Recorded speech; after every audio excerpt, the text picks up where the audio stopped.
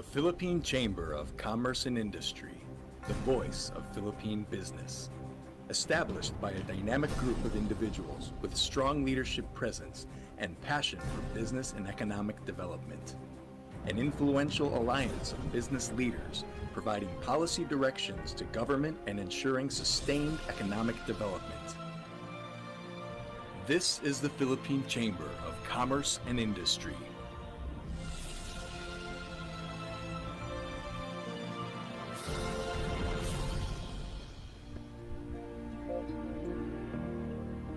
On April 19, 1886, three of the largest Spanish companies in Manila formed the Cámara de Comercio de Filipinas. Following the downfall of the colonial Spanish government, the popularity of La Cámara waned, and a new organization of Filipino and Chinese mestizo businessmen established the Chamber of Commerce of the Philippines, CCP, in 1903. Barely half a century after, a group of industrialists founded the Philippine Chamber of Industries, PCI. On July 1, 1978, the two chambers merged, giving birth to the Philippine Chamber of Commerce and Industry, PCCI. In September of the same year, PCCI was recognized as the country's single voice of business through Presidential Letter of Instruction 780.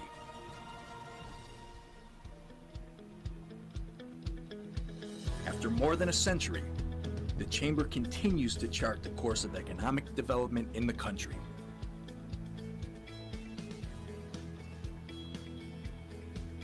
Lending its voice to the government, PCCI continues to be at the forefront to influence public policies in the areas of agriculture and food security, banking and finance, capital market development, energy and power, water utilities, environment, formal and technical vocational education, infrastructure development, intellectual property and innovation, international trade, local economic development, taxation, SME support services, tourism, and transportation and logistics.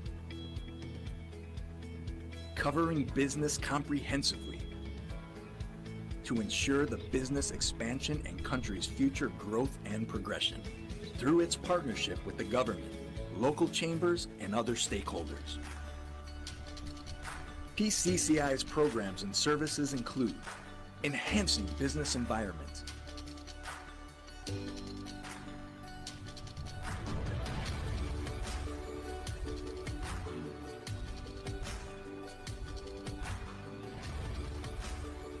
SME development,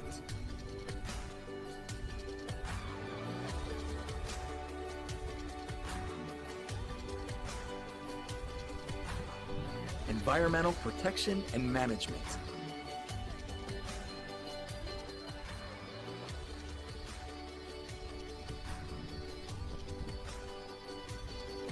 corporate social responsibility,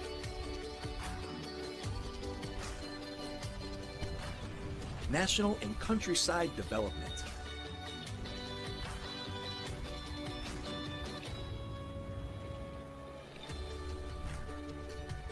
business services,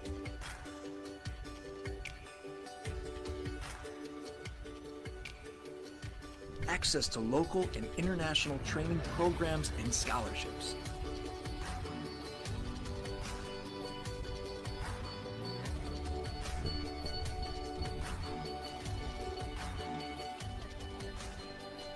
publications,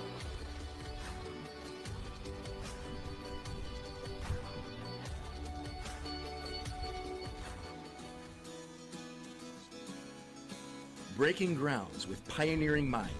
PCCI is a dynamic force that offers its members fresh new ideas, new choices, and creative new approaches. From only a handful before the turn of the century, the PCCI family has grown to more than 1,600 direct members, more than 100 industry associations, more than 100 local chambers, and around 35,000 SMEs nationwide. to ensure alignment of its advocacies and activities. The PCCI works closely with government, other business groups, donor organizations, and international agencies, as well as the academe. The PCCI also provides a platform that links local firms with the global business community.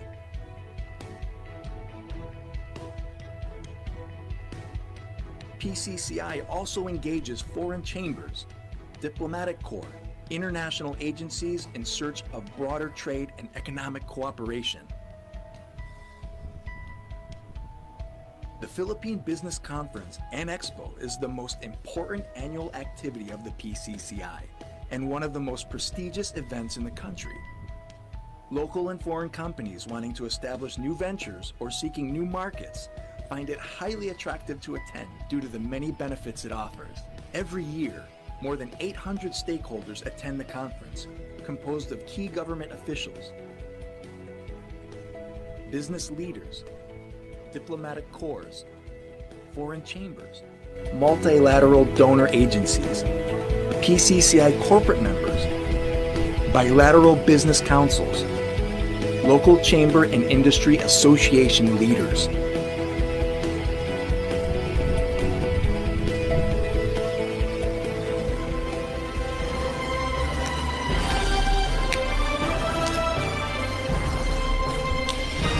With resourcefulness, ingenuity, collective ideas, and strength, the Philippine Chamber of Commerce and Industry remains steadfast in its principles of business growth and development.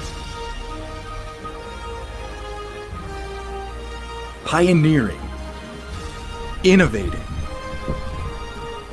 and trailblazing. The Philippine Chamber of Commerce and Industry will remain as that. One voice of business in the country.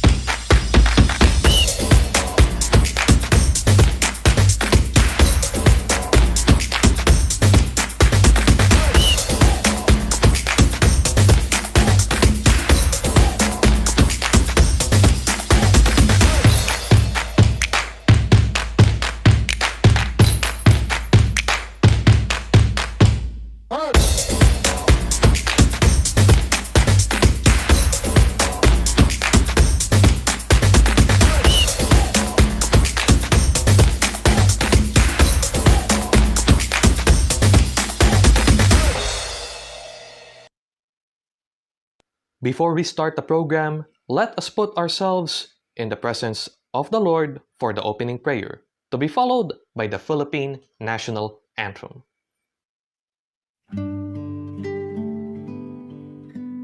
In the name of the Father, and of the Son, and of the Holy Spirit. Amen. Almighty Father, thank you for the business you have enabled me to begin and sustain. Enlighten my way in leading and inspiring people engaged in the business organizations, industry, and communities that I serve. Allow us the mastery of your will for the role you would want this business to play in your divine plan. Provide us all the resources, human and material, for this enterprise. Sustain us financially for growth and development, and keep us humble with our successes, and make us innovative and creative in our endeavors. Help us in our crisis, and guide us in every step we take as we run and manage our business. Let our business involvements be models of inspired integrity, and allow it to bring good health, wealth, and prosperity among your people. Bless our business partners, clients, and suppliers. Give us the faith and confidence that we can accomplish even what seems to be impossible. Move us to dispense all our actions to be full of love for you and the rest of mankind. In Jesus' name, Amen. In the name of the Father, and of the Son, and of the Holy Spirit, Amen.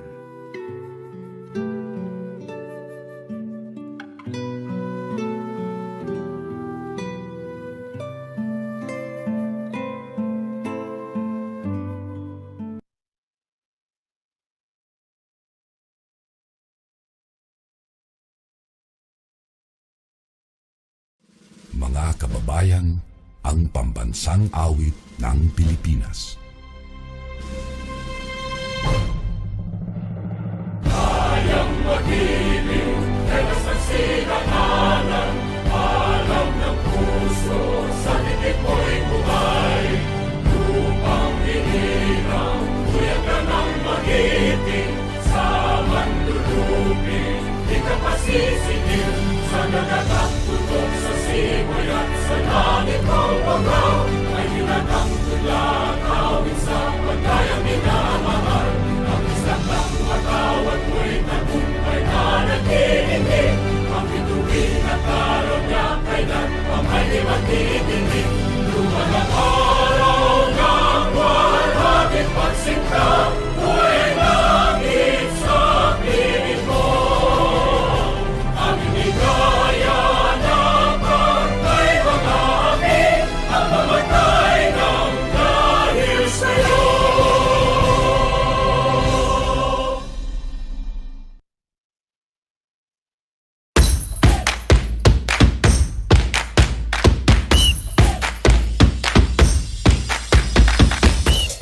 Good afternoon and welcome to the State of Pasig City Businesses Forum, organized by the Pasig City Chamber of Commerce and Industry Incorporated. To host this To start the program, we will now be welcoming our President of the Pasig City Chamber of Commerce and Industry Incorporated, Ms. Michelle De Ocampo Ballesteros, for her opening message.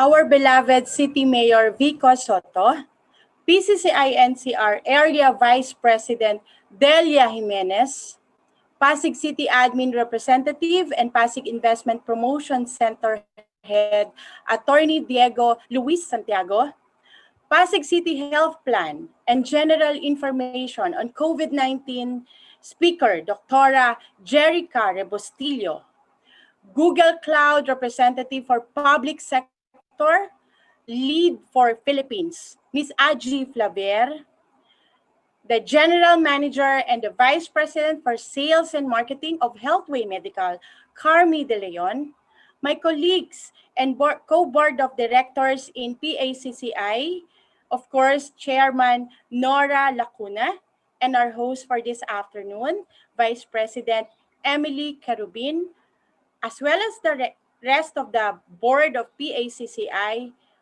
and all the Pasig City business owners and managers, good afternoon. It is indeed a blessed time that we are having the event today. After an almost a year of pandemic, Pasig businesses had gone through a lot. Yes, It is also our hope that the continuous effort of the Pasig City government in assisting the companies and businesses in its highest capacity as an LGU will continue to inspire and fire up our sustaining spirit to give jobs and run our economy. The Pasig City Chamber of Commerce and Industry Inc. invites all interested business owners and managers to be active in our chamber. Now more than ever, we need to act as one. PACCI as the official voice of Pasig business community with the support of Pasig City government, PCCI and PCCI NCR and all its members and would-be members all together, we can sustain our businesses, giving jobs to our people, and continuously running our economy. Welcome to the Pasig City Chamber of Commerce State of Pasig Businesses Forum this afternoon. Keep the high hopes, keep the faith. We will sustain as one. God bless us all. Enjoy the rest of this afternoon. Thank you.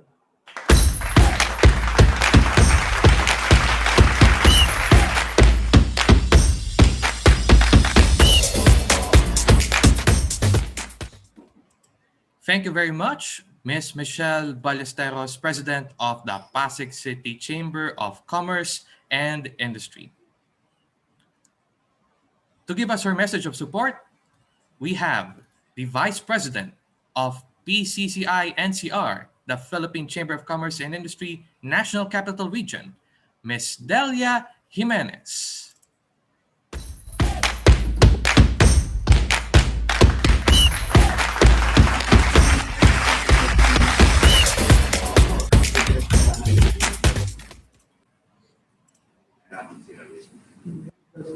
Honorable Mayor Vico Soto, officers of the city government, Chairman Nora Lacona, President Michelle Ballesteros, other guests, friends and colleagues in the Chamber movement. A pleasant afternoon to all of you. On behalf of my colleagues in the PCCI National Capital Region Board, allow me to thank the members of the board of Pasig City Chamber of Commerce and Industry, headed by President Michelle Ballesteros, for the dedication to the chamber. Truly, the support and cooperation of the officers is worth emulating. Congratulations for a job well done, and I hope that you will continue to inspire all of us with your passion and commitment to the chamber. This State of Pasig City Businesses Forum is very timely during this stage of the COVID pandemic. This underscores the importance of the LGU-PCCI partnership to help micro, small, and medium enterprises to succeed, as well as to update business owners and entrepreneurs on the plans and programs of the city, not only to combat and control the COVID-19, but for us businessmen to be more competitive in this new normal. As the Pasig City Chamber of Commerce and Industry continues to collaborate with the Pasig City government and other organizations to create economic opportunities and contribute significantly to our overall economic growth, let us all strive to create more economic opportunities and contribute with them. One of the key drivers of this success is the dynamism of this chamber, and I am truly inspired by your dedication to the chamber movement. If I may add, the PCCI NCR board will always be here to support you in all your endeavors. Again, congratulations to the success of the State of Pasig City Business Forum. Mabuhay and maraming salamat. Thank you very much, Ms. Delia Jimenez, Vice President of the Philippine Chamber of Commerce and Industry National Capital Region. We now move on to our first speaker. We have the public sector lead for the Philippines of Google Cloud to share to us work from home, SME business productivity through Google technology. Ladies and gentlemen, once again, the public sector lead for the Philippines of Google Cloud, Miss Aggie Javier.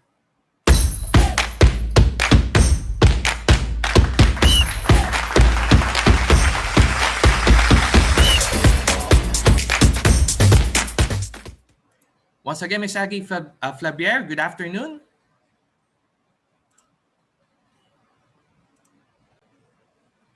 Okay, may we check if your mic is on? Aggie, you're muted. Ms. Aggie? Okay, can you hear me now? Yes, we can hear you now. Yes, great. All right. So let me start. Okay, good afternoon.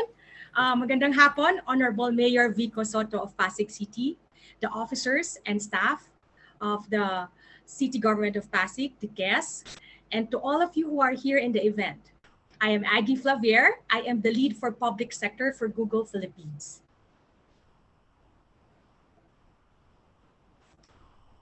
Next slide. I will be talking about our productivity and collaboration solution, which is the Google Workspace, why it is important today as we navigate the new normal and as we accelerate our economic recovery efforts. Just to share with you, our mission at Google Cloud has been to accelerate every organization's ability to digitally transform their business and to reimagine their business through data-powered innovation. Recognizing the demand for our cloud technology in different parts of the world and from global multinational customers, we broaden our region footprint. We are now live in 24 regions and 73 zones globally, allowing us to service customers in over 200 countries around the world. With Google's 3 availability zones per region, customers get peace of mind that data is protected. Regardless of where it is stored, customers also have increased reliability for mission-critical applications. We are also proud of our continued commitment to renewable energy. We have been the largest procurer of renewable energy, and we've been 100% carbon neutral for many years. So we are very pleased to introduce a number of new innovations in our infrastructure. In 2020, we have seen the biggest change ever to the way we work and socialize. COVID-19 has challenged all businesses around the globe in an unprecedented way. And business challenges have been amplified, and this will continue driving more opportunities and competition. As our customers are also in a race and global competition, therefore, data security and protection and collaboration for higher productivity and revenue gain have also been on top of their minds, much more than ever before. That definitely is driving more potential opportunities for us to help customers achieve ambitious goals while gaining more revenue. On October 6, G Suite became Google Workspace and has been welcomed by many of our customers globally. The fact that there are more flexibility and choices of products to assist our customers more creatively. Jay, can you go back to the previous slide? Thank you. Next slide, please. Yeah. We are living in an acceleration of digital transformation. Next slide.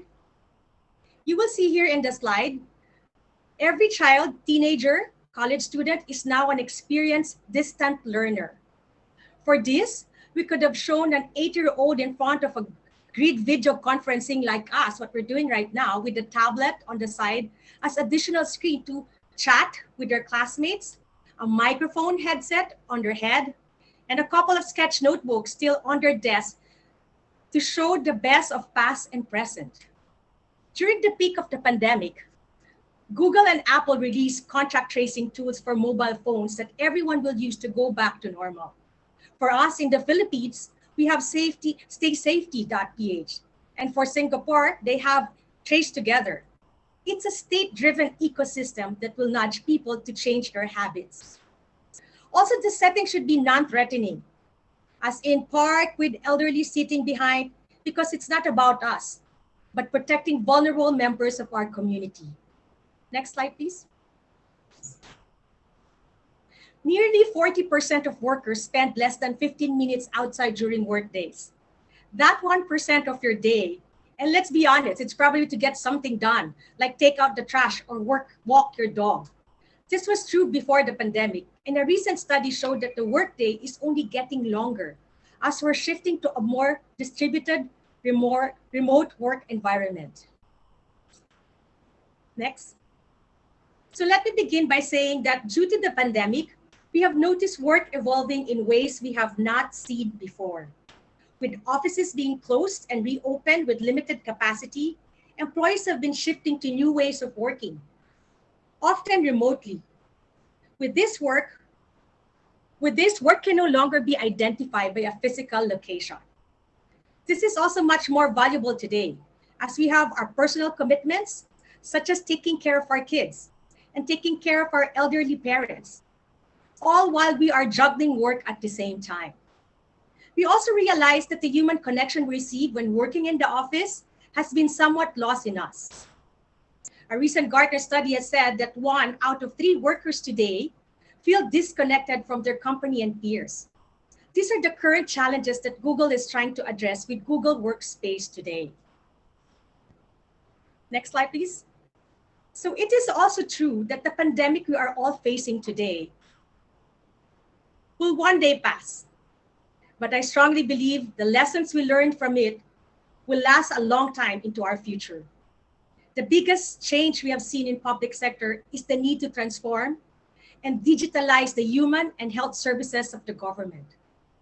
What used to be consultations in person at your local government offices are now being consulted through various online methods, such as chat and video conferencing.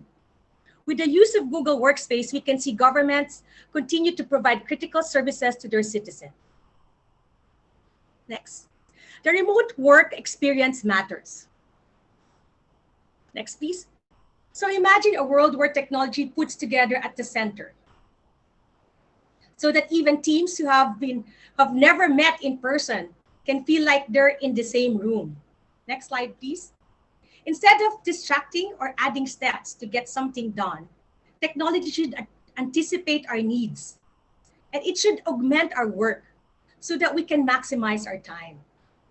And instead of rigid tools that only work for one way and best in a traditional office setting, we can work how we want, where we want, supported by flexible, easy-to-use tools. And all of this in servicing of delivering the best possible outcomes to citizens and to our customers. Next, please. That's where Google Workspace comes in. Google Workspace is designed to be and functions in a way that is truly helpful. Imagine technology that is so seamless and intuitive that it feels invisible, but anticipates our needs and augments our work so that we can maximize our time. Whether you're at home, at work, or in the classroom, it's the best way to create, communicate, and collaborate. Google Workspace includes all of the productivity applications we all know and love, like the Gmail, the calendar, Drive, Docs, Sheets, the slides, and what we're using now, Meet, and many more, all together in a single place. This is why over 2.6 billion users choose to use our applications every month. Even if you haven't used our applications before, you'll find that they're incredibly intuitive to use and helpful in a way that endure, scales, and flexes as your business needs evolve. In this slide, you can see the collaboration between Google and the government of the Philippines for productivity and collaboration through Google Workspace. As of today, we have over 60,000 Google Workspace licenses deployed across more than 230 different government agencies and local government units. Comparing with our neighboring countries, the Philippines has the highest number of licenses for public sector, and it continues to grow.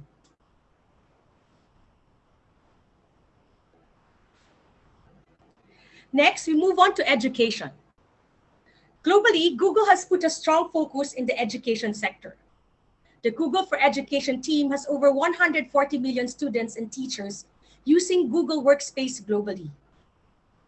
Also, 72% of the top 100 universities and 7 out of 8 Ivy League schools collaborate on Google Workspace. As we shift to the workforce of today, we can see that 69% of them are Google Workspace users and familiar with our products.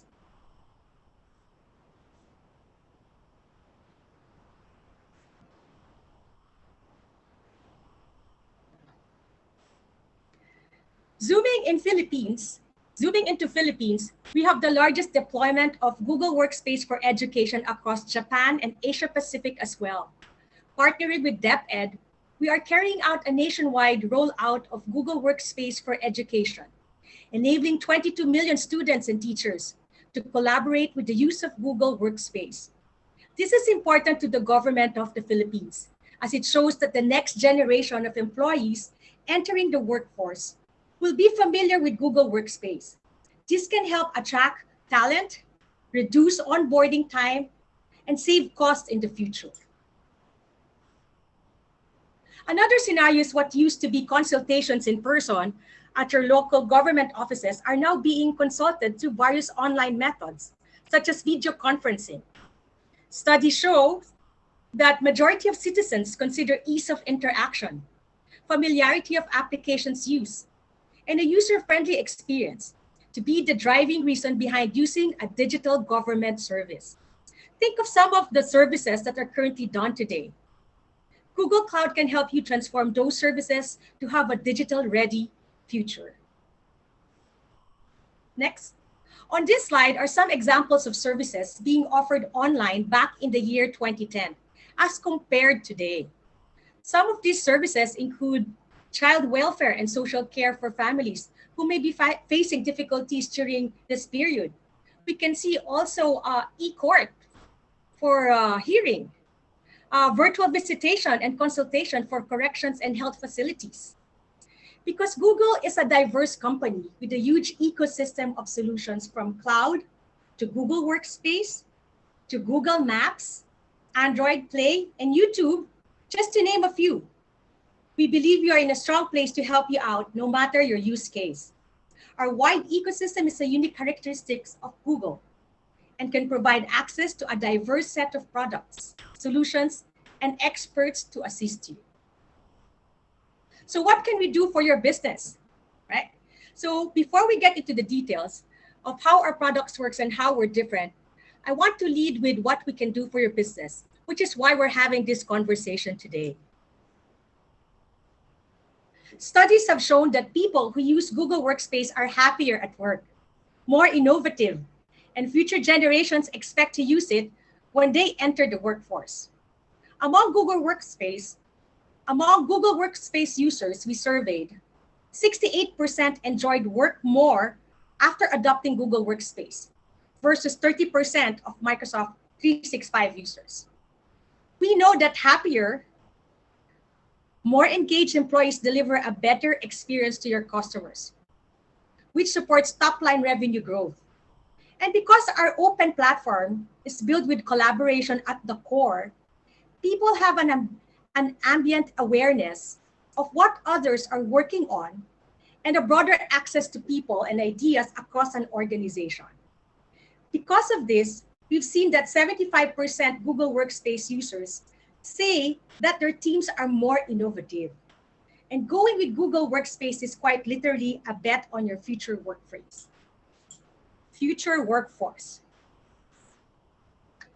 According to Forrester's Total Economic Impact Analysis, Google Workspace saves companies 171 hours per use per year. That adds up to around 21 days, which is basically a whole extra month of productivity in your working year. Reduces on-demand tech support costs by 20%, and it delivers an ROI of 331%. 95% reduction in a risk of a data breach, which is very important now because all of us are all virtual and working remotely. 1.5% increase in revenue driven by Google Workspace. The numbers you see here are all based on a composite customer with 20,000 customers generating 38 billion a year in revenue. Google Form is an example of a Google application. I'm sure a lot of you are familiar with the use of a QR code when entering an establishment like restaurants, banks, and malls, where all of us are required to provide our health declaration. This is one of the functions of the Google Form. You can also use Google Form for citizen registrations or citizen claims like the DSWD's Ayuda. You can create a quick poll or survey and analyze right away in your mobile or web browser. Responses to your surveys are neatly and automatically collected in forms with real-time response, information, and charts. Or you can take your data further by viewing it all in Google Sheets. Google Classroom. What is Google Classroom? What do we do in Google Classroom? In Google Classroom, you can create your streamlined assignments, boost collaboration, and foster communication. Classroom is available on the web or by mobile application. You can use Classroom with many tools that you're already using, such as Gmail, Google Docs, and Google Calendar. Next, please. What makes us different? You may be wondering, how is this really different from other products and services I use? Boil down to three key points. Flexible, helpful, and simple. From the beginning, Google Workspace was engineered to help teams collaborate from anywhere. Our tools have always been accessible with just an internet connection. You have never needed to be tied to an office. And our extensive ecosystem of third-party extensions, APIs, and developer tools make it easy to customize Google Workspace to fit your needs. We don't lock you into something you don't want or need, and truly think of our relationship as a partnership. We want you to be successful because you use Google Workspace. Second is helpful. Instead of distracting or adding erroneous steps to get something done, Google Workspace anticipates our needs and augments our work so that we can maximize our time. And lastly, it is simple. Imagine a world where technology puts together at the center so that even teams who have never met in person can feel like they're in the same room. Okay. So, now, in my final section of my presentation, I will share with you some relevant customer reference and use cases so that you can have an idea on how Google Workspace can be utilized. Since the start of the pandemic, Google has been working closely with key government stakeholders to provide our assistance in their pandemic response. In particular, we've been working with DTI and DOT to help boost their economic recovery efforts through digital workshops, product enhancements, and advertising grants. We train micro, small, and medium enterprises how to grow their business efficiently through digital tools such as Google My Business. Next. Here are two real use cases that were recently done in the Philippines. On the left, you have the Department of Transportation using Google Workspace to record an announcement on the updates of extended lockdown, then publishing it on YouTube Live for the citizens to watch and interact. On the right, we have our Department of Health, along with our partner, Senti AI, develop a knowledge-based chatbot on top of the Google Cloud. Next. In line with our commitment in creating a positive impact on education, Google is supporting inclusive distance learning in the country.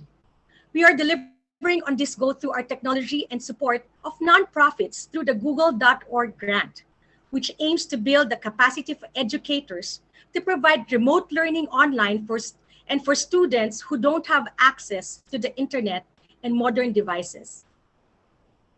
Next.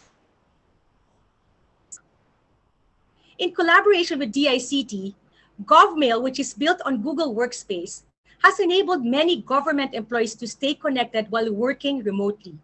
As mentioned by Undersecretary Manica Intik, with the migration to GovMail, coordination between government agencies are now more organized, which results in better response time that benefits their constituents.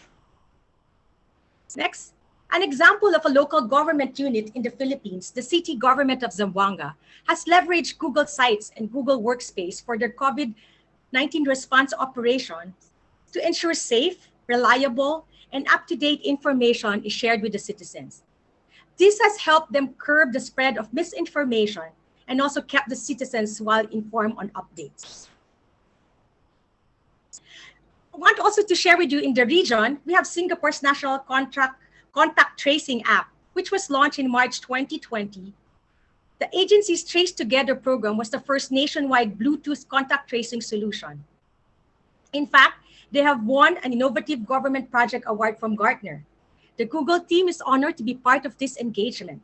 We support GovTech to open source the project so that every nation in the world could benefit from this innovative project. And we shared Google Innovation Design Thinking methodology with government and empowered them to leverage technology to transform the citizen engagement. And we are eager to have same level of partnership with Philippine government in the future engagement.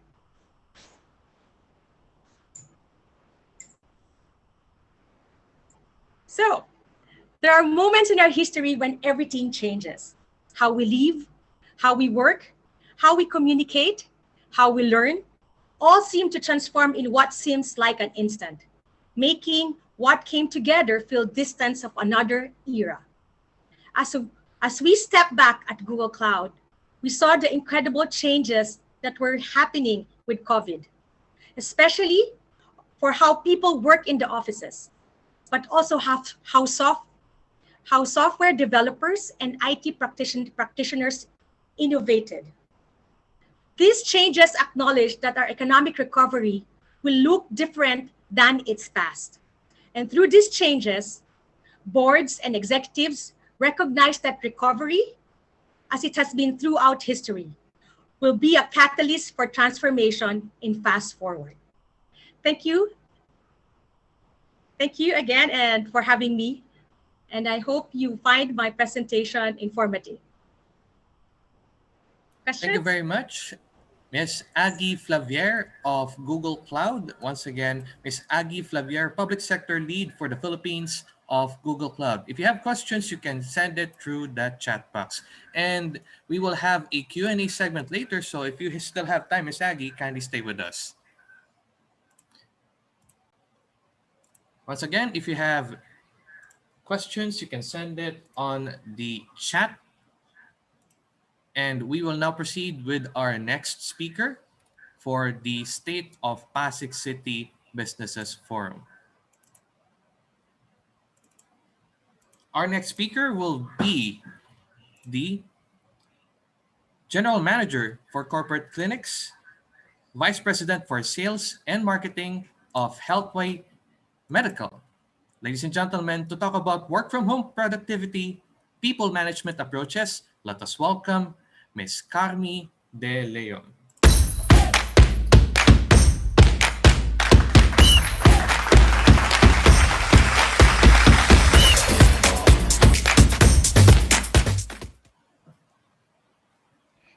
Good afternoon, everyone. I'm Carmi De Leon from Healthway, and I'm honored to be here to share some insights on work from home productivity. Congratulations to the Pasig City Chamber of Commerce and Industry, Inc. for organizing this business forum. Again, I'm Carmi De Leon, General Manager for Healthway Corporate Clinics and Vice President for Sales and Marketing. At the same time, Chairman for the CEO-CHRO collaboration of the People Management Association of the Philippines. I'm also part of other big groups like Women in Business, MAP, Philippine Marketing, and Asia CO Forum. And I'm looking forward to forging more meaningful partnership with the Pasig City Chamber of Commerce. So I'm from Healthway Medical. Healthway clinics have been known as the trusted brand, pioneered clinics in shopping malls to bring health closer to everyone. Family Doc did the same. They built community clinics to bring affordable quality health care to more Filipinos. But the good thing about it, last September In the middle of pandemic, two clinic networks were put under the new Healthway, and now the largest clinic network in the country offering integrated outpatient healthcare. And we have several packages. We are known to popularize health check, the executive checkup with overnight stay in a hotel as a wellness perk. And we also have customized packages for everyone. Like Prime Check is for senior citizens and some very basic tests. So let's go now to work from home. Our main topic. So let's take a look at how work from home has revolutionized corporate settings, employee mindset, and employers' priorities. Pre-pandemic, studies have shown that companies' overall performance is dependent on employees' engagement level as well as the commitment level. According to a poll by Gallup, a global study shows only 15% of the entire population is actually engaged. So what about the other 85%? This was under the new normal. Let's take a look. During the pandemic, this study by Stanford reveals that of the 16,000 workers over the period of 9 months, work from home increased productivity by 13%. And this is due to the following reasons: more working hours, no travel time, but meetings actually start earlier than 8 and maybe later than 5 than the normal 8 to 5. There are also few breaks and lunch breaks, and that's why we're able to maximize the time with more Zoom calls and Google Meets. Also, there's less incidence of sick leave and absenteeism during work from home setting. And while it seems like most are adjusting to the new normal, there are obvious drawbacks. No face-to-face interaction. Sometimes you don't even see how the person is really responding or focusing during the meeting. No team bonding. Everything is done electronically and we lack emotions and some elements of fun. Unlike before, there are longer processes as everything is done virtually. It is, in my experience, it's a lot easier to resolve conflicts or confusion when matters are discussed face to face rather than long exchange of emails. While there's video con and voice, it's a lot more straightforward when we meet eye to eye. People are meant to interact to one another. And in case of sales and marketing, for instance, we are meant to establish relationships with physical interactions. It is more challenging actually for type A personalities like me to thrive in this new normal, especially that we are so keen on socializing. Inadequate monitoring output or productivity measures. And, at this point, some managers feel like they need to add more work to ensure productivity. And this means overloaded workers and more stressed workers. It's also said that work-life balance seems like a far-fetched dream under work from home setup. But with proper appreciation, planning, and execution, this can work to our advantage. As workers or employers, and I'm sure business owners will have to take this to their advantage. For the employees, safety, because there's less exposure to the virus, as it's best to limit exposure to crowded places and too much people. Better time management. There's no need for long travel time. I myself used to wake up 5 a.m. in the morning to make it at 8 a.m. in the office. And I traveled for at least 5 hours a day back and forth. So this is some good development for me in terms of travel. Savings. Savings from transportation and meal expense. And this means potential earnings and even healthier meals because now you can cook or opt for a healthier diet. Also, there's better attention to family matters because you're very close to your home or to your children. But there are behavioral changes coming from overload or the workload itself and increased expectations both from home and the office. So for the last 10 months, I have been asking friends. There's mixed reaction actually. Some are fine, they accept that there are more work and it's okay. But some are really stressed. Some are some are even depressed with this new situation. But this must be managed well. And again, our reaction to certain situation determines the consequences. Meaning, if we act positively, we tend to attract positive output. So we need to handle it well. But overall, the challenges are, of course, there's no physical separation between office and home task. All work mixed up drains the energy, it saps motivation, and often leads to burnout.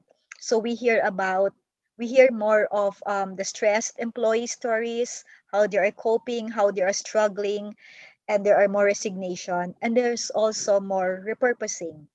I've heard of people diverting their attention into businesses or shifting careers after the pandemic. But it's time to calibrate and cultivate a culture of wellness in this work from home arrangement. So knowing the issues and hurdles, let's take a look at some of the best practices that some companies and employees have displayed since the onset of the pandemic. Stay healthy. Set a healthy boundary between work and non-work. Set a healthy boundary, which means adapt to the new norm and plan things out. Change the old plans. It's time to list down tasks and organize it more properly. Do not assume that everything is okay and that we don't need to change anything at all.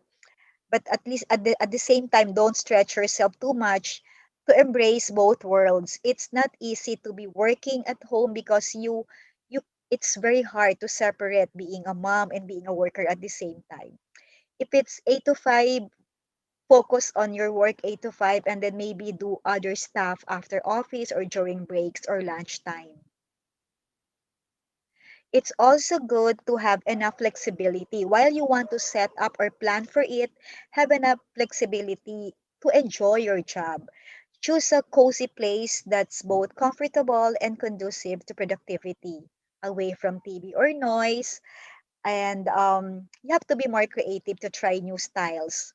Like recently, I Zoom while having breakfast at McDonald's after walking at the park with friends. So if you can multitask and you feel like you can be energized by this, why not? Zoom while walking in the park or while stretching or hula hooping, try this. Okay, organize daily itinerary and maintain consistent hours as much as possible, with special cases and exemptions, of course. Like this, here's a sample of what I do. 7 to 8, I do stretching. I take my coffee, I listen to praise songs, and really prepare my body and soul. I know that it's going to be a busy day. So all virtual calls after, in between, I do painting whenever possible. I listen to music, I do stretching. I edit the content of my book in the middle of things. Well, that's me. If you can do it and if it's going to work for you, why not? As much as possible, I limit my meetings up to 7 p.m. because by 7 to 8, I teach Pound. I have a fitness group, so I teach them healthy stuff. So I need to cut it until 7 p.m. as much as possible. And then prep your brain as if you are reporting to work physically.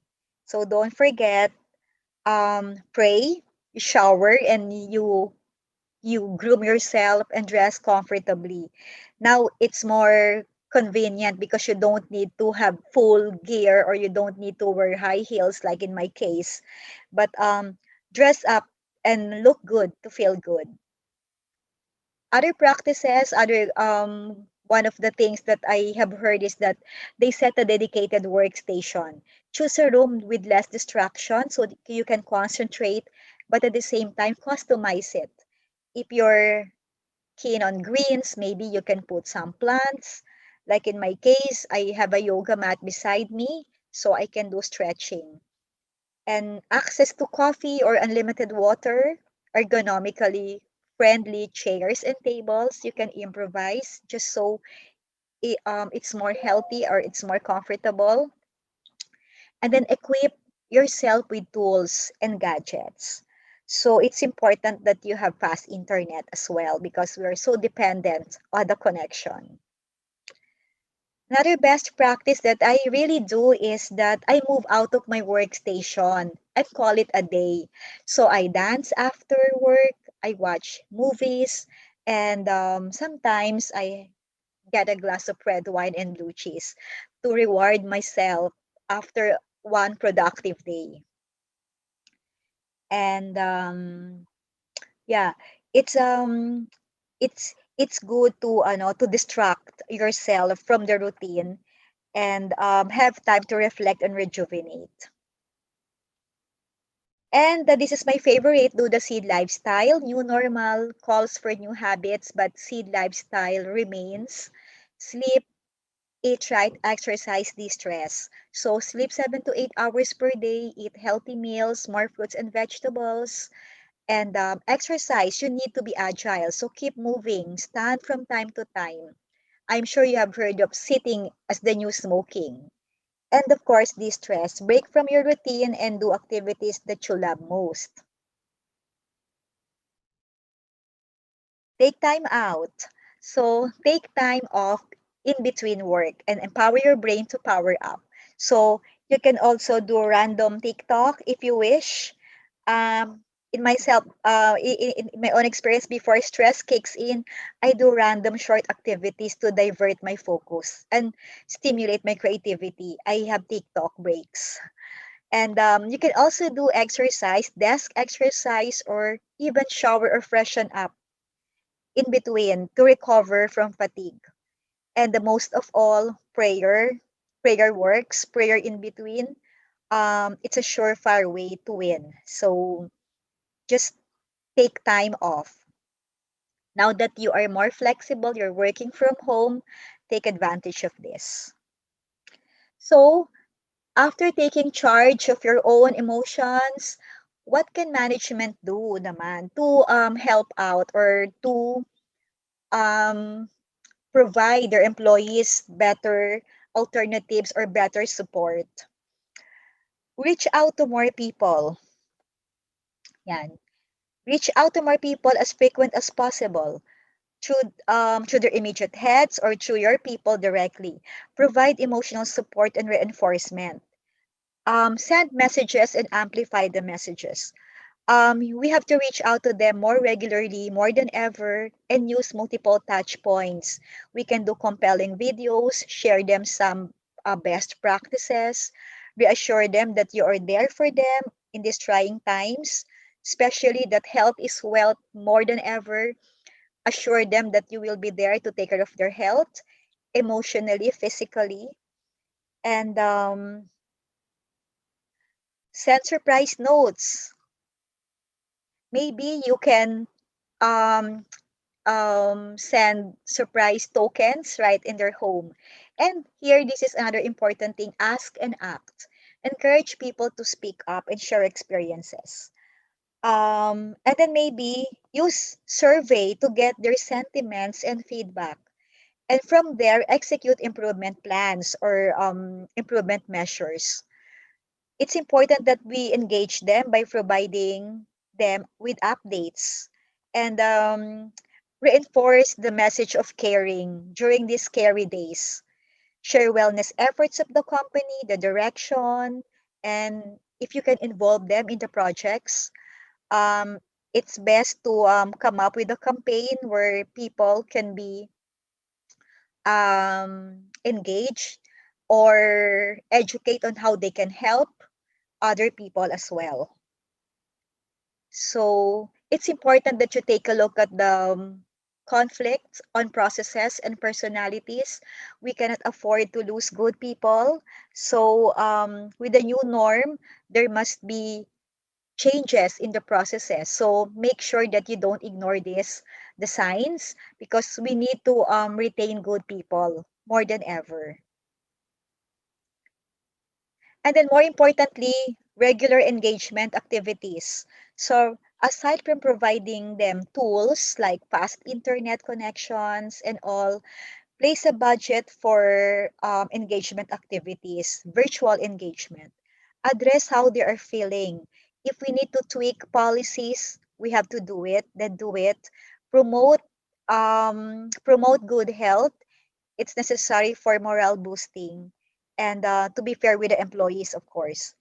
We can encourage also de-stressing activities, and involve more people to activities that will divert their attention, and so that we can also encourage them to work well, blend well with one another, even we are not physically close to each other. So we can also feature success work from home stories of our employees and share this to the rest. And maybe encourage people to seek help. A lot of them are experiencing depression, mental issues, or fatigue. So encourage people to ask for help, and at the same time to offer help to others. So these are just my quick sharing.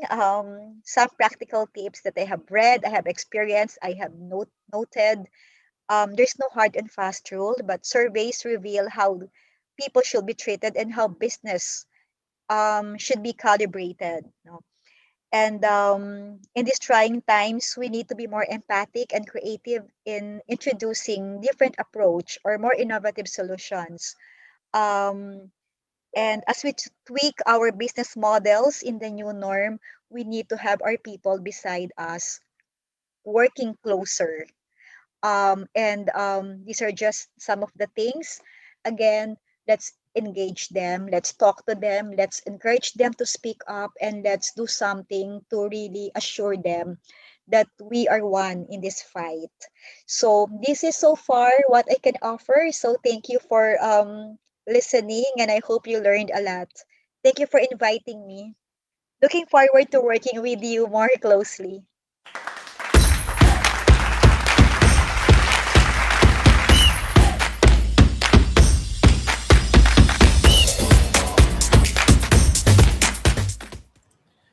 Thank you very much, Ms. Carmi De Leon, General Manager of Corporate Clinics and Vice President for Sales and Marketing of Healthway Medical.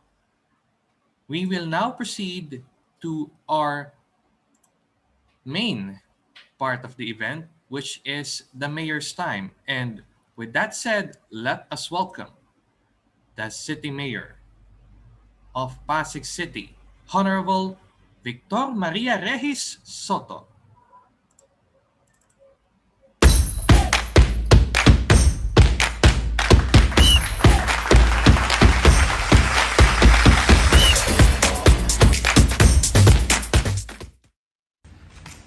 Magandang hapon po sa ating lahat, sa mga miyembro at opisyales ng Pasig City Chamber of Commerce and Industry, sa pangunguna ng ating chairperson na si Ms. Lacuna, sa ating president na si Ms. Ballesteros, at sa lahat ng mga participants na kasama natin ngayong hapon.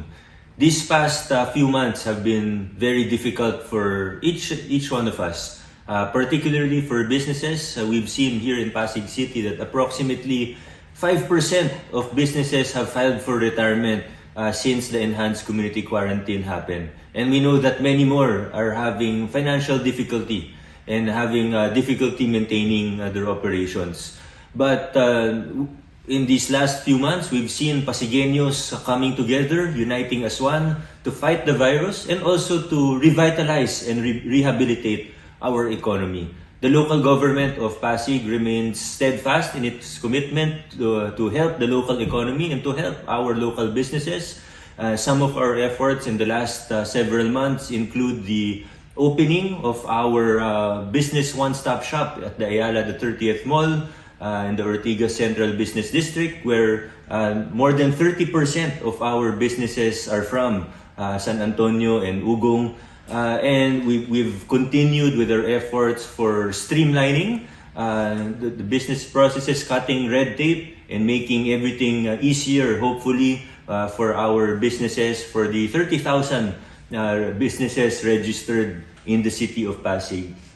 One point of concern probably of our businesses that perhaps you can ask our team from the Office of the City Administrator later on, but allow me to discuss very briefly with you right now, is our vaccination program.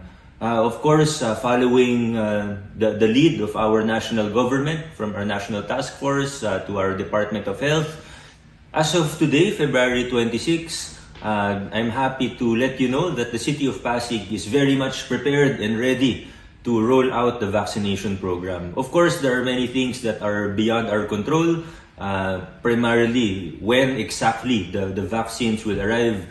This is beyond the control really of any one city or even one country, because we're talking about a global supply chain here. It really depends on when the vaccines will be delivered to us. But what we can be prepared for, or what we can, umbaga, yung mga kaya nating paghanda na, ginagawa po natin yun.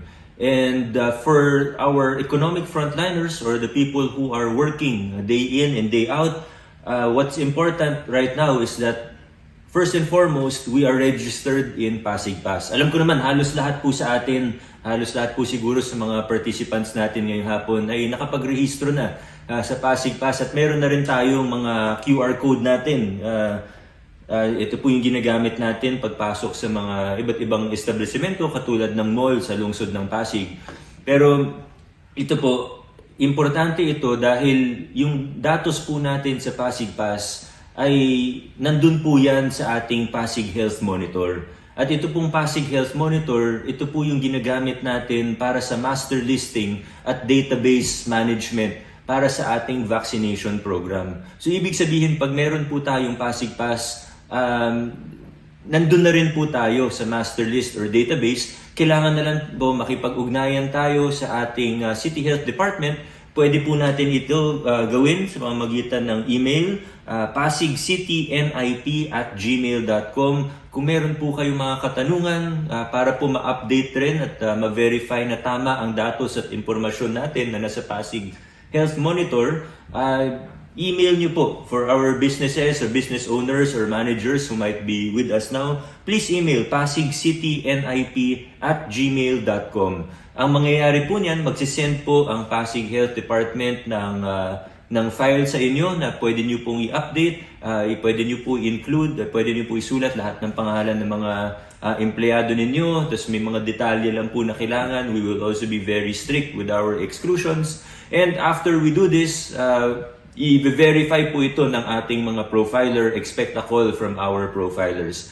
Again, there are many things outside of our control, but rest assured that the City of Pasig is ready for any time that the vaccines will arrive. Of course, we will follow the prioritization guidelines of the Department of Health. Ibig po sabihin, mauuna po talaga ang mga healthcare frontliners natin. At tama lang naman po siguro yun, dahil sila po yung nasa peligro araw-araw, they risk their lives, they're in the hospitals, the health centers, and the clinics, making sure that we are safe and healthy, safe from COVID-19. Umaasa po kami sa inyong patuloy na kooperasyon sa ating pamahalaan, lalo na po patungkol sa ating vaccination program.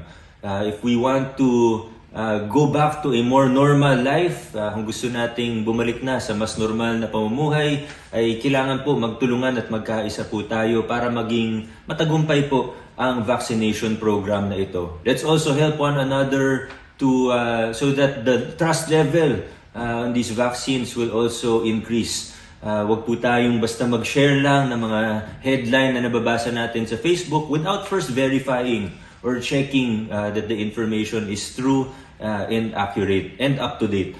Magtiwala po tayo sa mga eksperto. Let's trust the experts, yung mga dalubhasa sa larangan ng medisina. Pag sinabi po nila na ligtas at mabisa po yun, worldwide naman po ginagamit ang mga bakuna na ito, then we can feel confident that these are really trustworthy and safe and effective vaccines.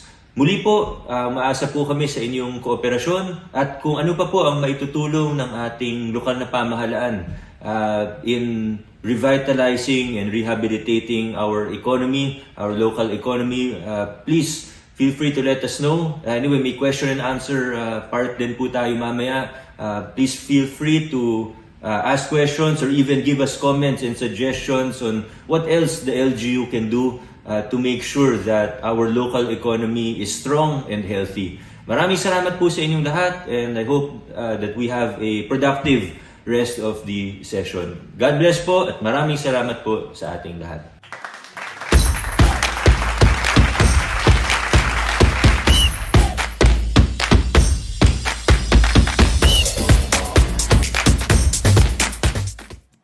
Thank you very much, Honorable Victor Maria Regis Soto, City Mayor of Pasig City. We now move on to our next speaker, representing the City Administration of the Local Government Unit, City of Pasig. We have the Managing Director of the Pasig City Investment Promotion Center to discuss Pasig City's trade and industry plans. Let us all welcome City Admin Representative, Attorney Diego Luis Santiago.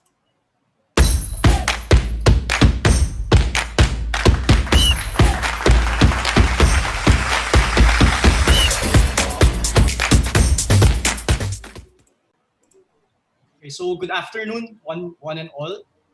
Thank you for inviting and having us here to give some updates and future plans in terms of business growth, development, investment promotion here in the city. First of all, I want to say thank you to the Pasig Chamber of Commerce and Industry for inviting us to this very momentous and timely event. I also want to greet, aside from my fellow speakers, representatives from the business center, businesses from Pasig, both large, medium, small, and micro enterprises. I'm also very glad to see some of my colleagues from City Hall. I see representatives from the Office of the City Treasurer, from our Business Permit and License Office, and also from my colleagues, staff members from the City Administrator's Office, and from the Pasig City Investment Promotion Center. So I'm sure that we're all a bit winded from the past few speakers. Sobrang ganda naman ng diniscuss talaga nila. Marami na ako nakuhang bagong pananaw sa mga diniscuss po nila. So allow my presentation to be a little bit short. Please, could you please share my presentation, please?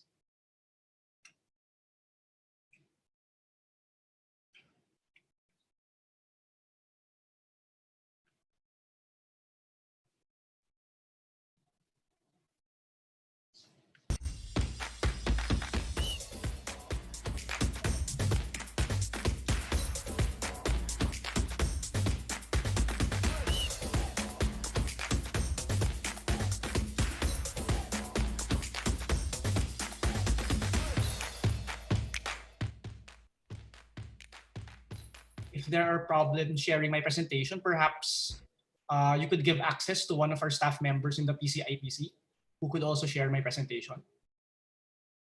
Okay. So thank you very much. What we'll be presenting now are accomplishments, updates, and plans moving forward, general plans moving forward in terms of the government, business, and trade industry plans of Pasig City. So we begin with a bit of good news. Next slide, please. Pasig City last year was conferred with a special citation for one of the most business-friendly cities of any of the highly urbanized cities in the Philippines. We are thankful and grateful for this award because it speaks to the risk not only to our business development and growth policies, but also our thrust and drive against anti-red tape, as well as our pandemic response. We are very blessed to have been working under the leadership of Honorable Mayor Vico Soto, our Chief Executive, and our City Administrator, Attorney Jeron Manzanero, whose vision for the city has resulted in us doing very well in terms of business growth and competition and innovation and development. While we are thankful for a special citation last 2020, we are of course going to aim for the first place come 2021. So most of our, if not all of our policies will be aligned towards ensuring that Pasig City continues to grow as one of the most business-friendly, streamlined local government units, not just in the Philippines, but for the rest of the world. Next slide, please. Very recently, we were also ranked as the 6th most competitive city for highly urbanized cities here in the Philippines. While this ranking was replicated from the previous year of 2019, we still take this as a victory because, of course, we had to experience the pandemic, which adversely affected the competitiveness rating not only of Pasig but of all cities nationwide. We were able to score quite highly in the fields which are dedicated primarily towards the response, especially economic dynamism, where we ranked 5th in the entire country for highly urbanized cities. For government efficiency, infrastructure, and resiliency, we're also glad to have ranked in the top 10. Of course, these are indicators as well for improvements that we could do here in our city.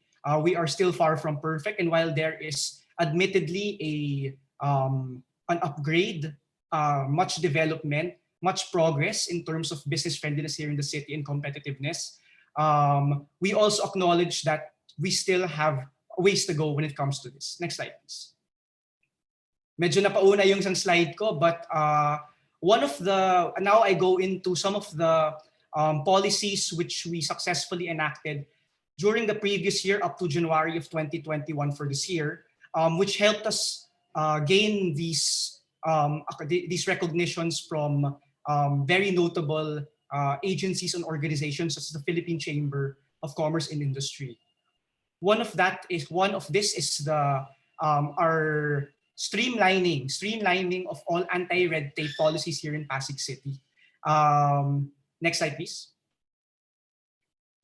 One of the big changes that we did in the previous year was the creation of a unified application form. No longer would we have oodles of documents which applicants would have to fill up before they apply for businesses. All the documents, all the requirements are in a handy little one sheet of paper which could be downloaded online or received in our business one-stop shop, which I will discuss later on. We have also successfully minimized the steps towards applying for new businesses, for registering for new businesses, and also for retiring businesses. If there's one thing that we could really see in terms of the development, or at least of the positive press that we have gotten, it's really messages from our business sector, from entrepreneurs, commending Pasig City for having a more streamlined process towards achieving business permits, both for new registration and for renewal of businesses. Also, for the first time during the business renewal season last December and this January 2021, we also instituted the integration of barangay clearance fees in our business for business registration and renewal in our business one-stop shops. Previously, once a taxpayer would register in our one-stop shop, he or she would still have to go to the barangays in order to get barangay clearance. So it would be very difficult, if not impossible, for a taxpayer to finish within 1 to 2 or even 3 days the business registration because of the back and forth. So one of the policies which we successfully implemented was the integration. So the payment of the barangay clearance, which is a requirement for the issuance of a mayor's permit for businesses, was already included in the terms of payment, which was issued here in our one-stop shops. And speaking of one-stop shops, next slide, please. We were able to successfully launch, as mentioned by our honorable mayor earlier, a new business one-stop shop. This is not what I'm referring to in the slide. The one in the slide is our main business one-stop shop here in the city. Previously, it had been implemented in our sports lounge, but due to our need for social distancing, for adherence to health protocols, and for social distancing for health protocols, we opted for an open air area for the one-stop shop. So we successfully turned the first floor for mega parking into a business one-stop shop. Therein, we would have all offices which would have regulatory permits such as our Senro, our city planning for zoning affairs, our sanitation. We were all able to house it in our business one-stop shop in our mega parking. So far, there have not been any major complaints. I would have to give kudos as well to our business permit and licensing office, to our treasury, and all our attendant offices for making this possible. Truth be told, we had instituted this a little belatedly because of the thrust to really have an open area for this. This meant also the procurement and the inclusion of mechanisms which would ensure that hindi po ma-heat stroke or po hindi po mahirapan yung mga pumuntang mga taxpayers namin. To be able to have this mega parking one-stop shop up is a testament to the hard work of who I feel and who I applaud are the frontliners as to our government frontliners. So kudos, and I'm glad they're here to witness this momentous talk. Next slide, please. For our we were able to also put up a one-stop shop in Ayala 30th. As mentioned by Honorable Mayor Soto earlier, this had the dual purpose of, number one, creating another annex which would decongest those taxpayers who would go to the city hall to register and to have their businesses renewed there in the city hall. Second, it also catered to 30% of the entire businesses of Pasig, which are in the Ugong and the San Antonio area. So the Ayala 30th Annex, just for your information, it will still be there in Ayala 30th. Thank you to Ayala 30th for being our partner in this project for the next, at the very least, 2 to 3 years. So even up to now, for all those who would want to register their new businesses in the San Antonio and Ugong area, the one-stop shop is there to serve. So we've also gotten positive feedback from this. True as we had expected, there was decongestion from the other annexes because a lot of the businesses who would frequent the City Hall Annex and the Mangahan Annex, which had been long existing, were able to renew their businesses there in the Ayala 30th. Thank you. Next slide, please.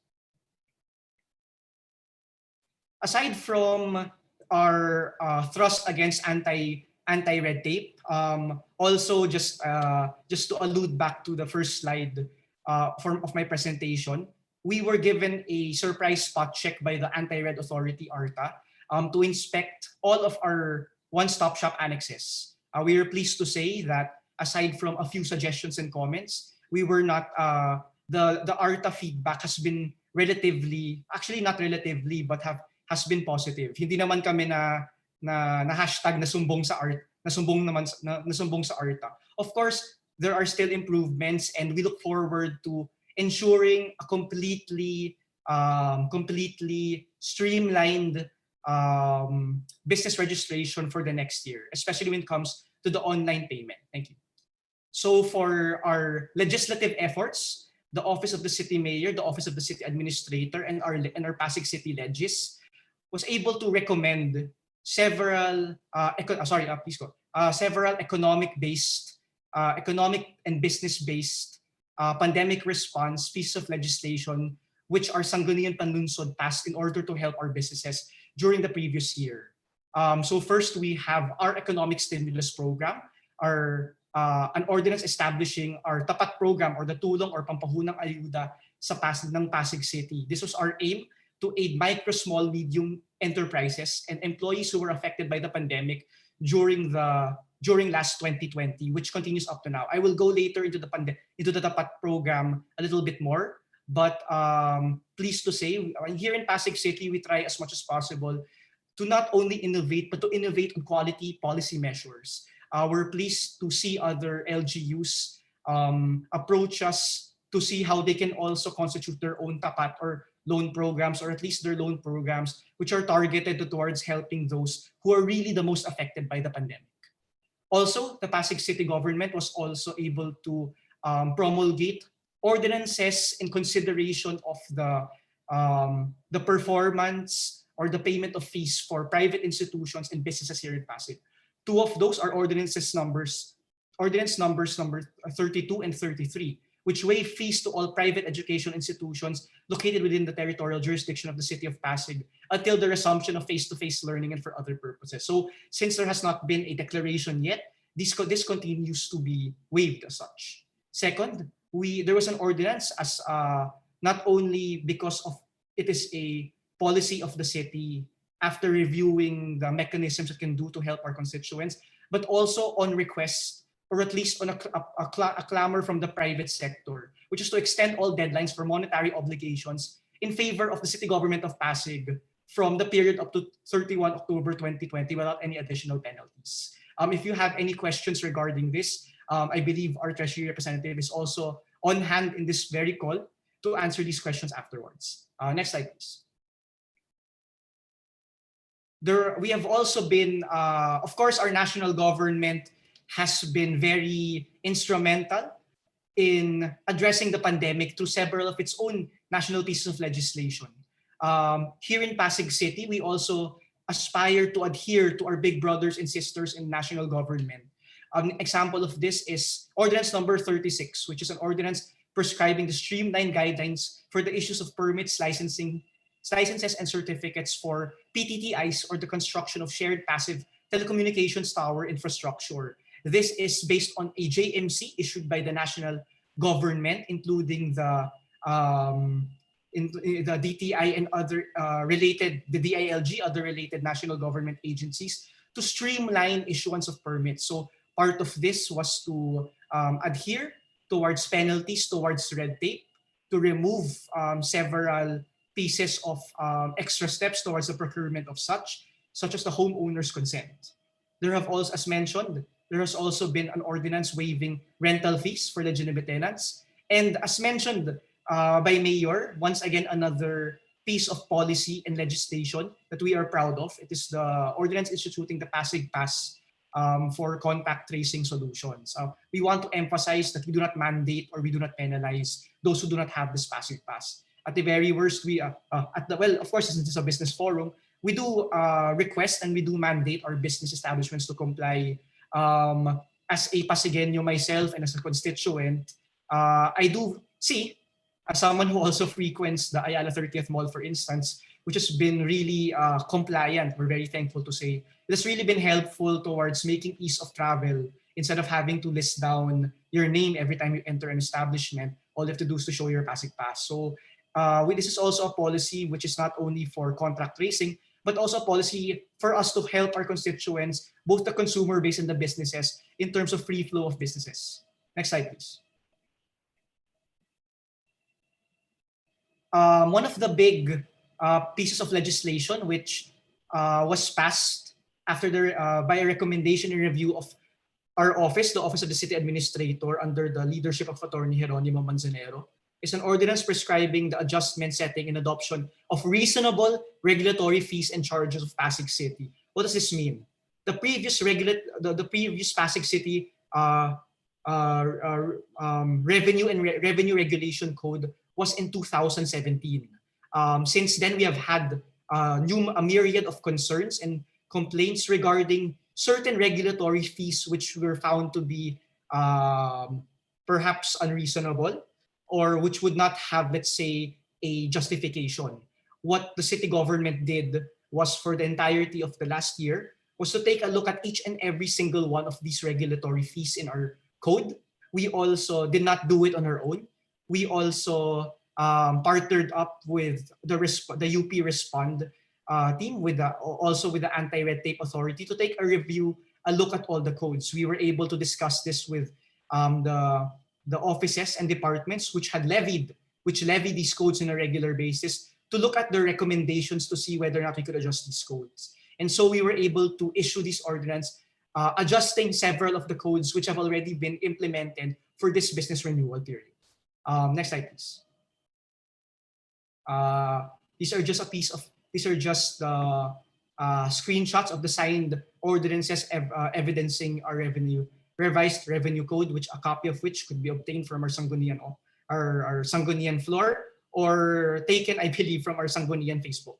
Even though you would have to scroll a little bit with the pictures that they post, because all sessions of the Sanggunian, along with the ordinances and resolutions being passed, are also posted. Next slide, please.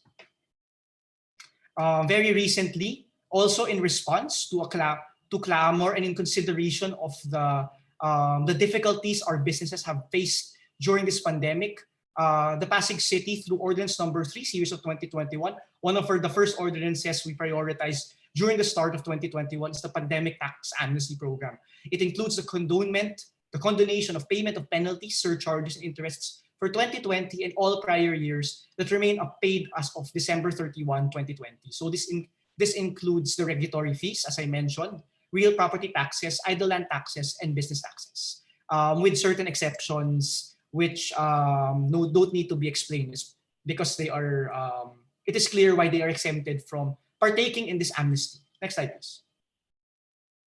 As mentioned, our economic stimulus program, especially our target to help those who have, number one, been removed from employment for one way or another, which includes those put on floating status, and also those micro, small, medium entrepreneurs who would need additional capital to grow their businesses. This is our Tapat Loan Program. Our Tapat Program is a microfinance economic stimulus program which aims to give small loans to eligible applicants. So we have 3 loan programs under this Tapat General Loan Program. We have the Balik Negosyo, which gives loan programs, which gives a set amount of 10,000 pesos to those small businesses who want additional capital. So for 2 reasons: either to get additional capital for their businesses, or second, to purchase items which would help them adhere to national government guidelines. So this 10,000 pesos could be used to purchase PPEs, face masks, face shields for employees. We understand that that's why these loans are not of a higher value nature, because of our thrust to help as many people as possible. Because so many people, statistics won't lie, that so many people are really affected by the pandemic. Even 10% of the business having to be shut down is already a big harm, not only to the business and themselves, but to the people who have also lost their jobs. Our next 2 programs, the Bagong Negosyo and the Balik Trabaho, are aimed to target, or at least to help, those who have been removed from work. For Bagong Negosyo, it is to enable them to create a small business.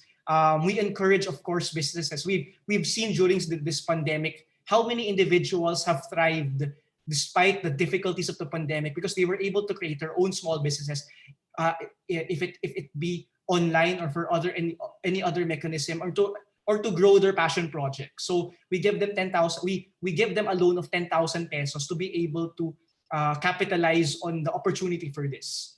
We also we loan 5,000 pesos to those who have been removed for work. This smaller amount is to enable our applicants to apply for a next job. So if there are any payments for job application processes, or even just to have an amount to tide them over until they're able to get their next job, this 5,000 pesos could be utilized for that. The loan payment terms are objectively very agreeable. It is a payment in 2 years. Until the 2-year payment, there will be no interest. After 2 years without failure to pay, then that's when a 10% interest would apply. So we try to make, even, of course, we do have, Pasig City has its own social welfare programs. We have our Pasig SAP. The national government also has its SAP. We wanted to create this Tapat Loan Program. That's why we call it as an economic stimulus program. It is, we do not want this to be a dole out, even if it's a small amount. We also want to empower our applicants to also grow their businesses and not just use the amounts for miscellaneous expenses. That's why, while we of course require proof of unemployment for applicants or proof of business registration from our applicants for Balik Negosyo, we request as well a business proposal plan, especially for the Balik Negosyo and Bagong Negosyo. We want our tapat applicants to take responsibility and to see the benefits also of why having a business is good for them. So part of that, and may I ask for the next slide, please? Next slide, please. I'll go back to this later. Sorry, next slide after the... Okay. So we want our tapat loanees, hindi po kami, yung ayaw po namin yung magbibigay lang ng loan amount tapos wala na po. Tapos hintayin na lang until bayaran after 2 years. We also want to create a culture of entrepreneurship here in Pasig City. Something which I'm sure is very dear to the hearts of our valued partners at the chambers. Really want to create entrepreneurs. That's why if there's something na medyo makulit kami, it's being able to monitor our loanees to see how their businesses are, to see how we could help them, and also to allow them to participate in several endeavors, not only of the city, but also with our partners from both the private and the public sector. An example of this is our partnership with the DTI, yung PPG program nila, where they were able to give an additional 8,000 pesos capital help along with business training. Dito po yung pinaka-importante po sa amin, yung business training. It's a very age-old adage, but we really believe na in the motto, in the mantra that if you give a person a fish, he will be hungry. He will not be hungry for one day, but if you teach the person how to fish, he will not be hungry for life. Yan po yung talagang mantra na ginagawa namin dito. It's not just about the support in terms of the financial assistance or the financial loan, but also the development of businesses. Another is also in our Descuento Caravan program, which is also initiated and launched by the DTI. As we see here, one of the rightmost stall is actually a tapat loan applicant, a successful loan applicant who had been issued the loan. And aside from that, we also give them, kapag meron po kaming program kung saan pwede nila kahit i-market yung mga goods nila, to learn from other marketeers, other entrepreneurs, we invite them along and we help them along to be able to discuss also with them where how we can help them. So a lot of businesses, we rely also on the generosity and the corporate social responsibility of our private sector companions and our partners here. Definitely, if any of you would want to reach out to us for business development training programs to help our entrepreneurs, we do have a list. We do have a list of our entrepreneurs who would gladly and be very gratefully participate in these programs. So please feel free to send us a message anytime if you would want to collaborate on a project. Could I ask you to please bring up the previous slide? These are our tapat loan program statistics for the as of we asked for the most previous one, so the most updated statistics. So just to give an explanation on what pending, approved, missing information is approved state, let's start with approved. Approved are those which have been vetted by our tapat team and which have also been vetted by our PayMaya disbursement partner. All our applications are encouraged to be done online. We do have a website for that, Access Sleep, thanks to our partners from Access, who created a website where individuals could apply online, where we could review and vet their applications and approve. Send back the approval to them while the payment of the loan is disbursed through their PayMaya account. So we've had 9,276 approved. I believe these have all also been disbursed, either the 10,000 pesos or the 5,000 pesos loan amounts. I say I believe because I know that we had a scheduled release this week. I believe it would be today, so that would factor into the 9,276. We have 9,735 with missing information. What does this mean? These are the individuals who have applied to us, who we have already reviewed online and seen that there was inadequacy in their application. We want to emphasize that we are very lenient when it comes to marking it down as missing information. Because of our platform, we are able to immediately respond back to the applicant and explain why we cannot accept their their application and give them another opportunity without having to enroll again to also send in their new information. So it's only the 463 people who are disapproved, who really, hindi naman po sinasabi na troll accounts po, no? But really we have to disapprove because they misunderstand the application of the program. Just for an example, we require a proof of unemployment for two of our application programs. One person who we disapproved, yung proof of unemployment niya, nag-send in siya ng picture na wallet niya na walang laman. Unfortunately, hindi po namin pwede ma-missing info yan. Or sometimes, binibigay nila yung mga yung pictures po na mga anak nila na proof of unemployment daw. While we commiserate naman, there are other avenues which we try as much as possible to steer these people for, perhaps with our social welfare assistance programs. Those 938 are pending are those loan applicants which have been approved by the city government, but who have not yet signed a loan agreement which we send to them online, or which they can sign on site with us. Of course, we do not want to disburse money unless we get a signature from the applicant either online or through our on-site walk-in, where they agree to the terms of our loan program. Next slides, please. Okay, I'll go very quickly here. As mentioned, I wear two hats during this talk.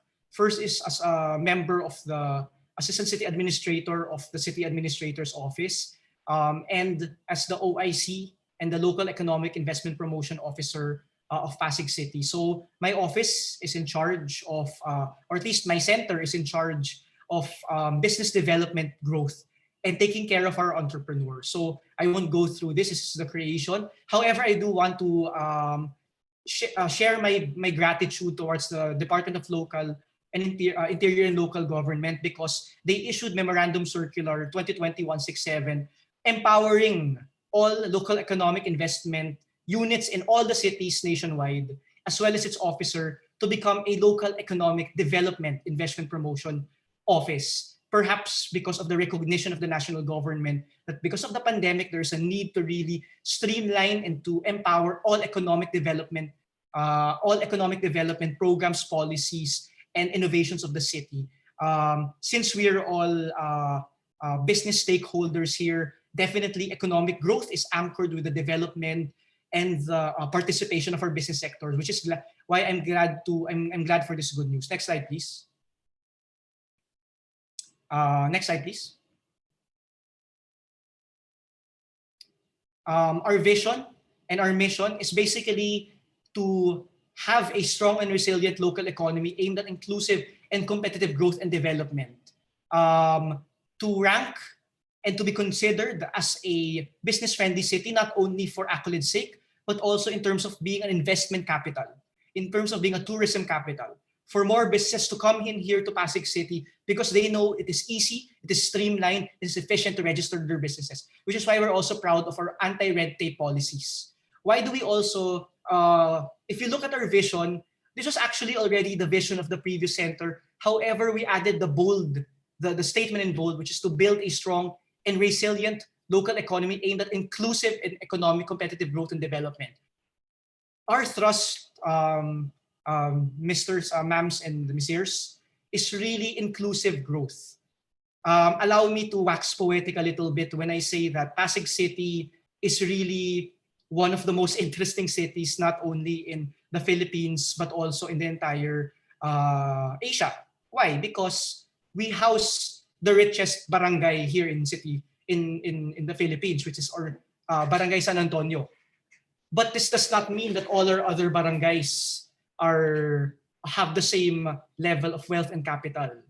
It has been a frustration of the city that our growth is extremes. Our policies, our growth, our development, economic development are extremes. Diyan po sa may talagang pinakamayaman, diyan po sa talagang pinakamarginalized yung poverty threshold. What we want for all our policies moving forward has already been, even before I entered, even before there have already been policies in place, and we want to strengthen these policies. We want kahit po lahat sasama po sa development. Yan po talaga yung pakay po namin.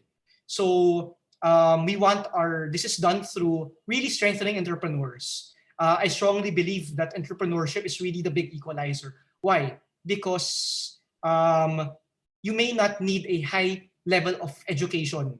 We know that there are so many individuals, not only in Pasig, but entire Philippines, who have not been able to achieve the education they wish because of measures out of their control. With entrepreneurship, with a focus on livelihood, with a focus on skills and technology development, we are able to empower even those who have not reached those educational attainment. We're also able to, with entrepreneurship, we're also able to protect and empower those who have been removed from work, as mentioned by your Tapat Loan Program.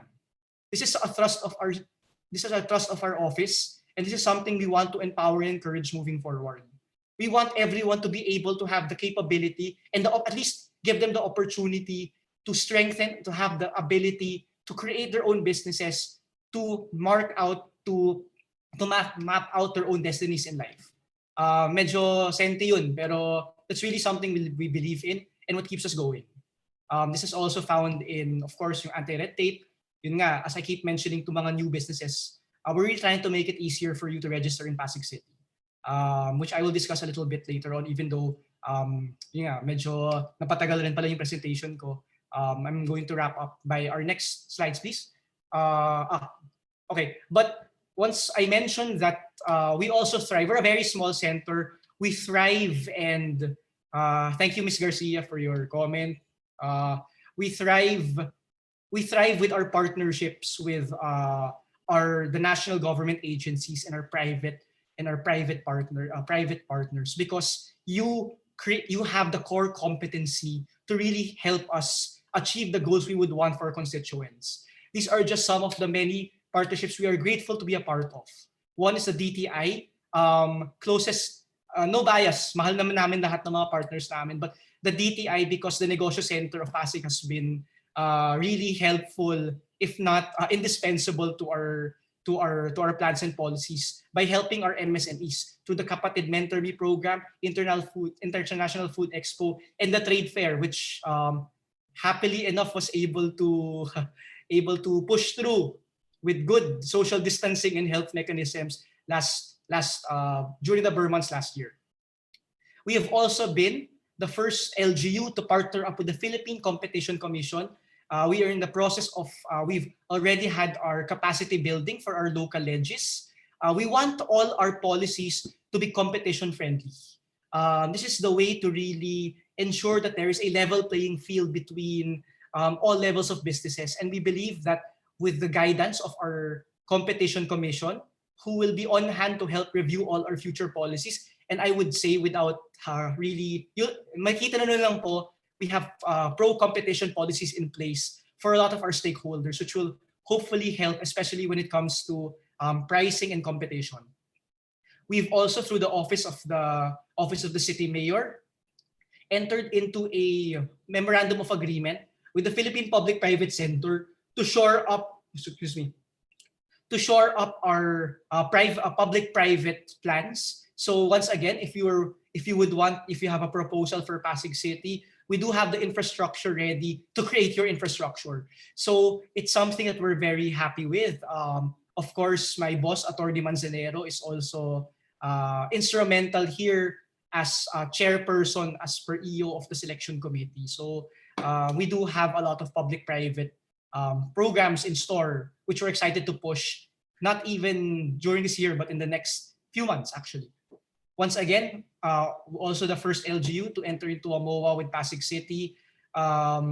We do have anti-red tape policies in place. Lahat po ng mga polisiya ng ARTA, include kahit po yung mga no-contact policies namin, were strictly implemented, even more so this business renewal period.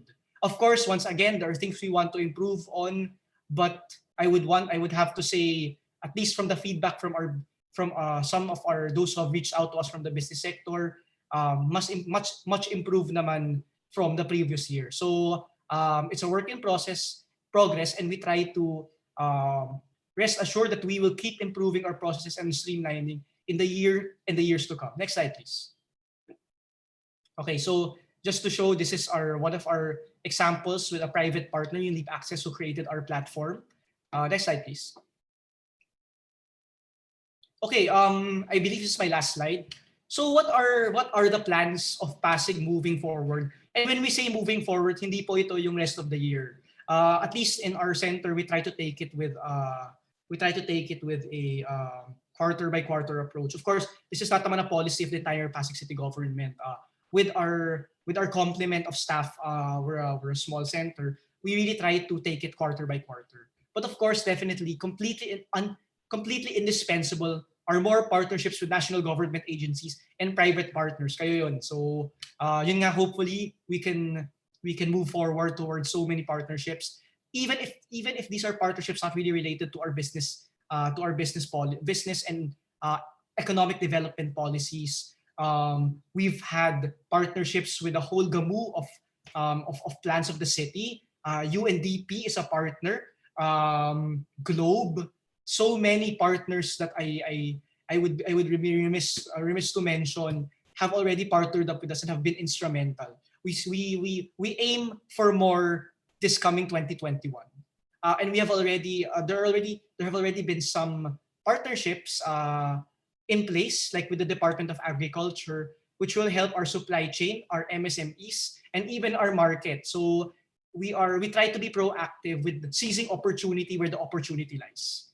Of course, and I'm sure this might be a popular question if ever later, yung e-governance po natin. We are very soon finalizing the infrastructure for our online payment, online registration, lahat po online. Even before the pandemic came in, which necessitated the need for mechanisms of no contact, Pasig City has already looked at e-governance as the way towards the future. Aside from this, e-governance is not only done in the policies, but also in the implementation and the strengthening of all our of the offices in charge of implementing this. Aside from the office of the city mayor, the office of the city administrator, our management information systems office, and our business permit and licensing office. We are in the process of ensuring strengthening and empowerment of these offices to ensure that Pasig City is, spoiler alert, becomes a smart city in the future. I believe, of course, I was remiss nga we should have invited them an MIS representative, but very soon, sirs, ma'ams, it's really the ability to apply online will be a norm in Pasig City. Just for your knowledge as well, during the one-stop shop, there are already people who were able to apply online using our website. Once you applied online, you were able to schedule an appointment para medyo iwas na waiting habang yung processing. So this is something we want to roll out in full force in the very near future, definitely for Business Renewal 2022. Third, we have the ISO accreditation. We are already in the process of getting ISO accreditation for our business permit and licensing office, and with it the attendant offices. ISO, of course, is an international standard for which speaks about the ability, or at least the certification of efficient standards for any organization. You may have seen this from the recent post of Vice President Leni Robredo on having her office ISO accredited and certified. We would want to same for our own office. We have also recently issued an executive order constituting our local price coordinating council. We are proud about the LPCC because it's not only a council involving members of the city government, but also members of the national government to ensure stability in price and to ensure that there are no anti-competition or anti-price problematic policies increase, which would serve as detrimental towards our consumers. We are also empowering our sanitation regulations. And of course, we have more MSME focused programs. So perhaps these are things which could be discussed in the near future. I will not take too much of your time anymore. I believe I exceed my allotted time by times 5. I apologize for this. Yun. nag-flash na ng thank you slide yung nagko-control, just to indicate that if you have any questions, me or any member of the Pasig City government who's present here will be happy to respond. Thank you. Thank you very much, Attorney Diego Luis Santiago, City Admin Representative, Managing Director for the Pasig City Investment Promotion Center. And yes, if you have time, or if any one of your representatives have time, please do stay with us for the Q&A segment. But before that, we will now have the representative for the Pasig City Health Office to represent the Rural Health Physician and National Immunization Program Medical Coordinator of the City of Pasig, Dr. Jerica Rebustillo. We have Mr. Angelo Sakitan.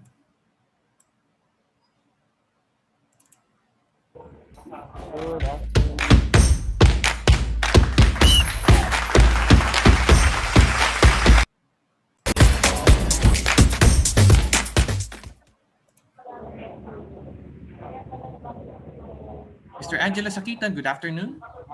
Hello, good afternoon. Okay, do we have your camera on?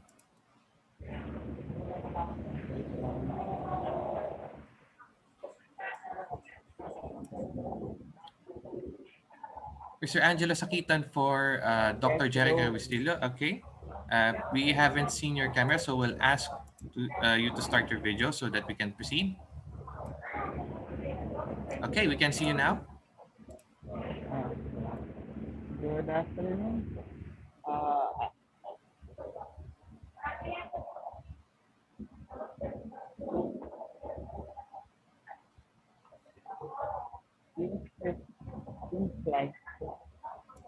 Okay.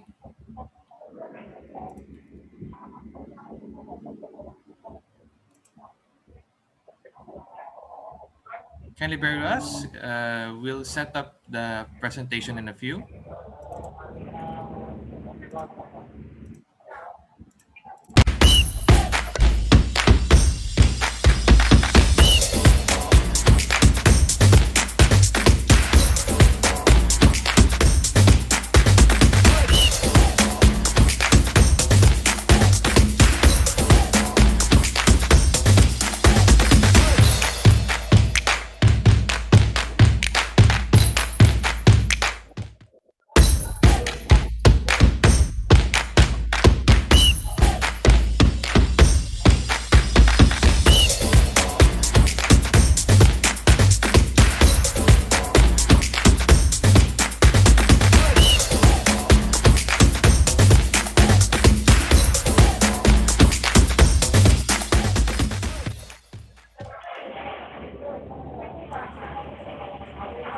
Mr. Angelo, may we ask if a copy has been sent to the Secretariat?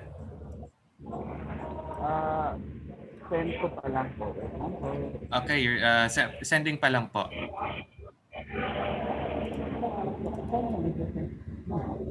Sa i-send.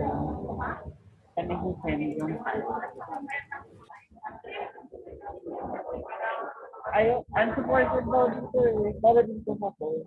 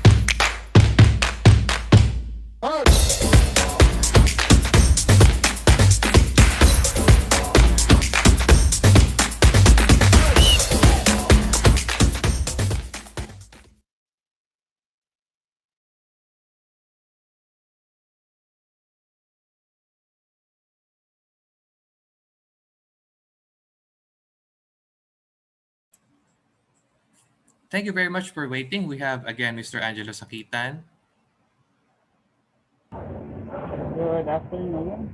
I am Dr. Sakita, and I will be presenting the Pasig City COVID-19 vaccination plan.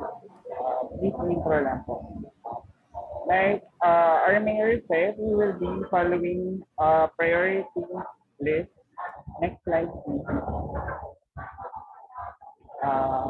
In the priority list as prescribed by the DOH, first on the line will be the frontline health workers, next will be the senior citizens, next will be the person with comorbidity, next will be the frontline personnel with in essential sectors, and next will be the enlightened population. Next slide. Uh, the next will be teachers and social workers, and down the line, the rest of the Filipino population. Next slide. For vaccination site, we will be utilizing public schools here in Pasig City. And together with LGU managed hospital like Pasig City General Hospital, Pasig City Children's Hospital, Isa Medical Center, and some of our private hospitals located here in Pasig City, like the next slide, the Medical City, right, Marking and Doctors Hospital. We will be also using Pasig City Mega Parking as our main command center and slash vaccination site. A total of 17 vaccination sites for Pasig City. Next slide. For the vaccination site in composition, you can see in the slide there will be 2 doctors, one supervising the vaccination flow, and one doctor for emergency for any untoward event following vaccination. Next slide.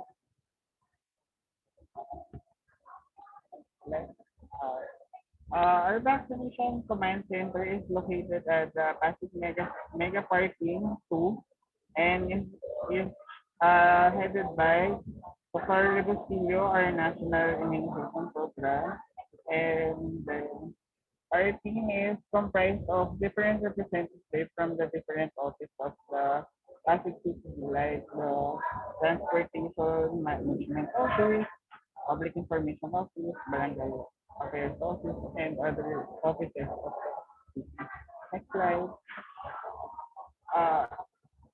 To ensure the successful vaccination program, Pasig City has created innovations like Pasig Health Monitor. The Pasig Health Monitor, together with the Pasig QR code,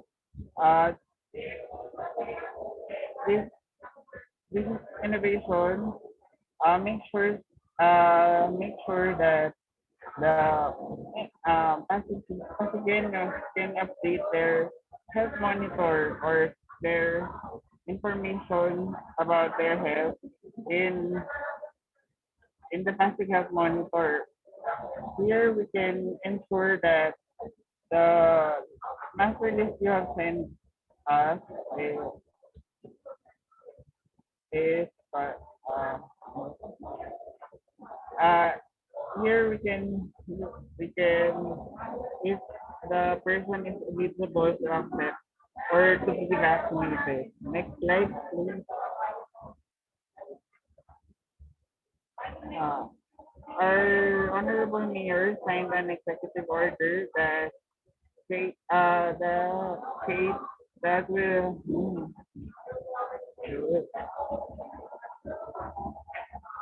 executive order that orders that Pasig City should create a vaccination team with the Pasig City COVID-19 vaccination team. Next slide po. Also, one of the innovation here in Pasig is the Pasig InfoCast. InfoCast consists of text blast. Text blast that eligible vaccines will receive prior to their vaccination date. Uh, they will be informed where and when they will be vaccinated. And also there in the text blast, they are also informed about information about the vaccine and how to prepare before being vaccinated. Next slide. Next slide. Next slide. For the pre-vaccination, we will be doing the master list, registration, validation, screening, profiling, logistics, and venue preparation. Next slide. So, at the moment, we are still doing the master list. Next slide po. So next slide. Next po. Next. Next. Next po. Next po. Next po. Bali, here is the summary of our master listing. For healthcare workers, we are almost complete with the 97.19% the CIR data, but only 52.2% for the Pasig Health Monitor data. Next slide po. For the next slide, for the senior citizen, we are still working for their master listing and for the validation for the Pasig Health Monitor. Next slide, please. Next slide. Next slide. Next slide. So, in total, we have gathered 200 and 154 in the master listing, which we still have to validate for the Pasig Health Monitor. Next slide. Next slide. Next slide. So, for the pre-vaccination, we rely on the Pasig Health Monitor, which will be validated by our profilers. So next slide. Here is our target for the vaccination program. So, there are 16 vaccination sites, 3 per site. In a day, we are targeting 348 vaccines per site. Next slide. Next slide. Next slide. Next slide. Next slide. Next slide. Next slide. Next slide. Next slide. For the vaccination itself, we are conducting vaccines, especially the senior citizens and persons with disabilities. We are conducting them from a point area to the vaccination site, the Pasig City government will provide the transportation for them in order to them to be vaccinated to their assigned vaccine.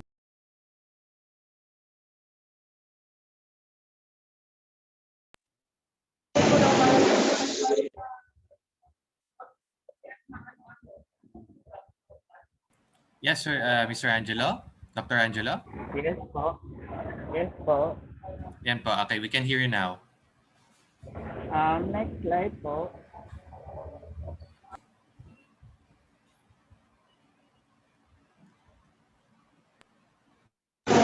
The auxiliary care will be used to transport the vaccine. Next slide po. Here are sample IEC materials that will be posted and displayed in the vaccination site for information drive together with the Pasic info pack. Next slide, please. Next slide. Next slide. So here is our floor plan for the vaccination program. Next slide. Next slide. Next slide. For the vaccination program, we will be following this step.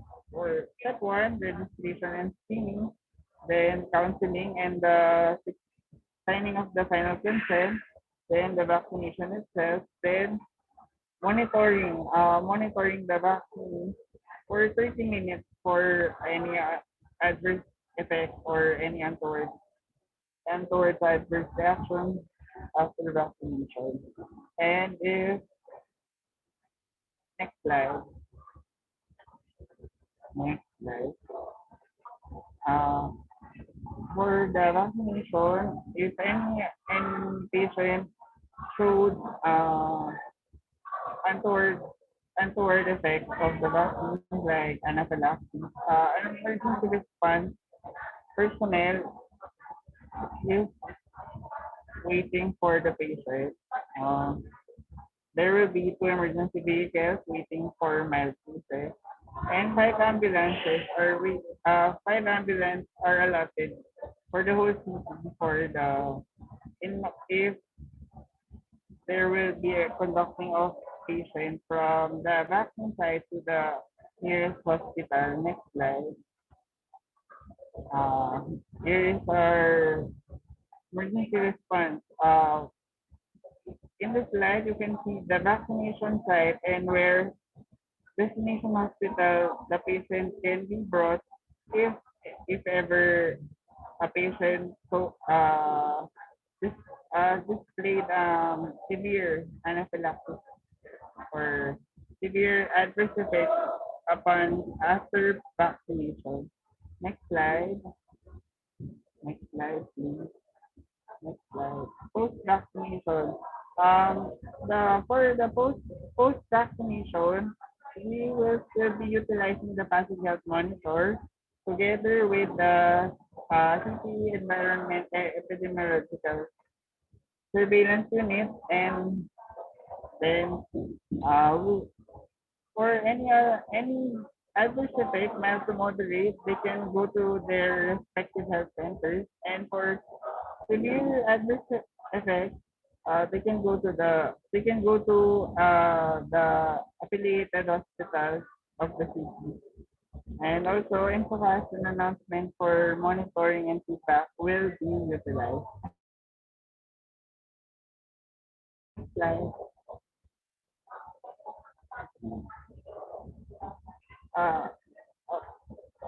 Here is a health assessment algorithm given by the DOH. This algorithm helps the health worker if a person can be vaccinated or can be rescheduled or not vaccinated at all. Next slide.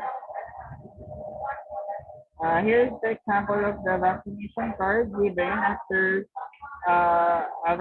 an individual is vaccinated.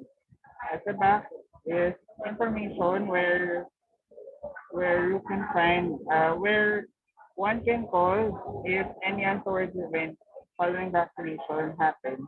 Like uh, for any inquiry, you can contact Pasig CNIP@gmail.com, and the landline is for any inquiry. Next slide.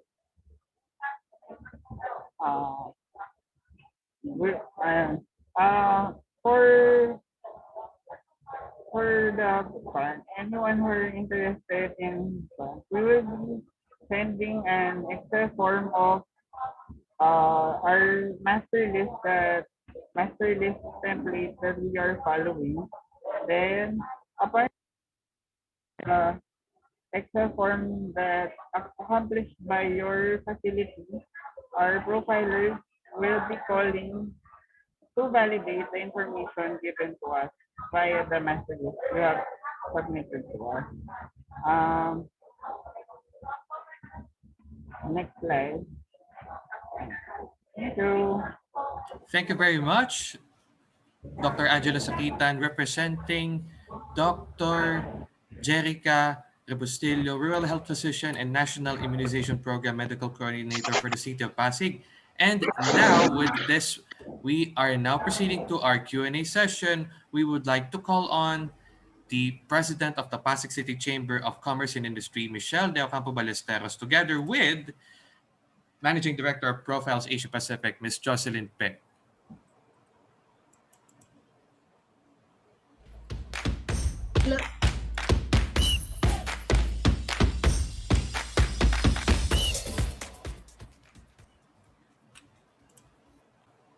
Hello, good afternoon.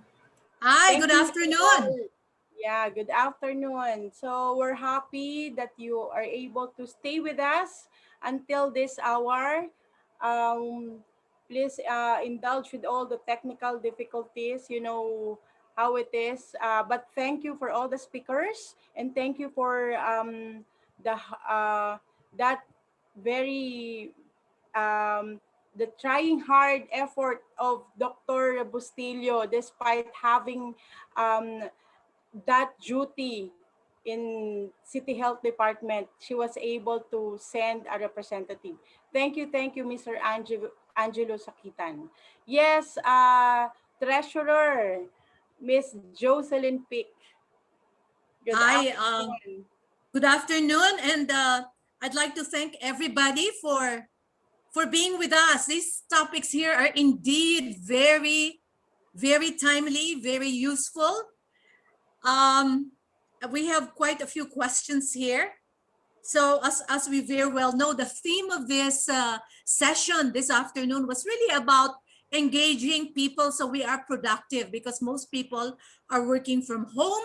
So we started with a talk from Google representative, Miss Aggie Flavier, talking about the impact of this crisis and the fact that we have been so disrupted, but we have learned to start using technology, namely the Google Workspaces. So a question here for Miss Aggie. Are you still around, Miss Aggie? Yes, ma'am, I'm here. Oh, great. Do you offer some free training programs? Because one of the things that our participants are requesting for are actually support in terms of learning how to use technology. Do you offer programs? And if so, may we know what they are? Yes, ma'am. Last December until January, we had this, we call it GCP Pinas. It's like Google Cloud Pinas. It was a free training that we provided. We open up to all who are interested, especially the developers or anyone who are interested to learn about the cloud technology. So we have those kind of program, and that's why I said, after hearing all the speakers, I think the city of Pasig would benefit on those type of programs, and I will engage you, ma'am. So whenever we have those kind of programs. That's great. We will. When is the next when is the next date, so we can inform the members? Yeah, we will share that with you, ma'am, so that you can post it in this group. May we ask Miss Aggie to open her video so we can join you here in the spotlight? Sure, ma'am. Can you see me now? Okay, thank you. May we also invite all the other speakers, including Attorney Diego, Luis Santiago. I'm sure ang dami-daming pwedeng itanong. Parmi of Healthway Medical is will still have to catch up. And of course, another speaker representing Dr. Rebustillo. Are you still there? Mr. Angelo Sakita? Naka-duty po siya sa City Health Department and they're having Department of Health orientation. That's why, as you all know, even po ganyan yung naging, I very much appreciated po siya. Pasensya na po sa mga technical difficulties. Please join us if you could.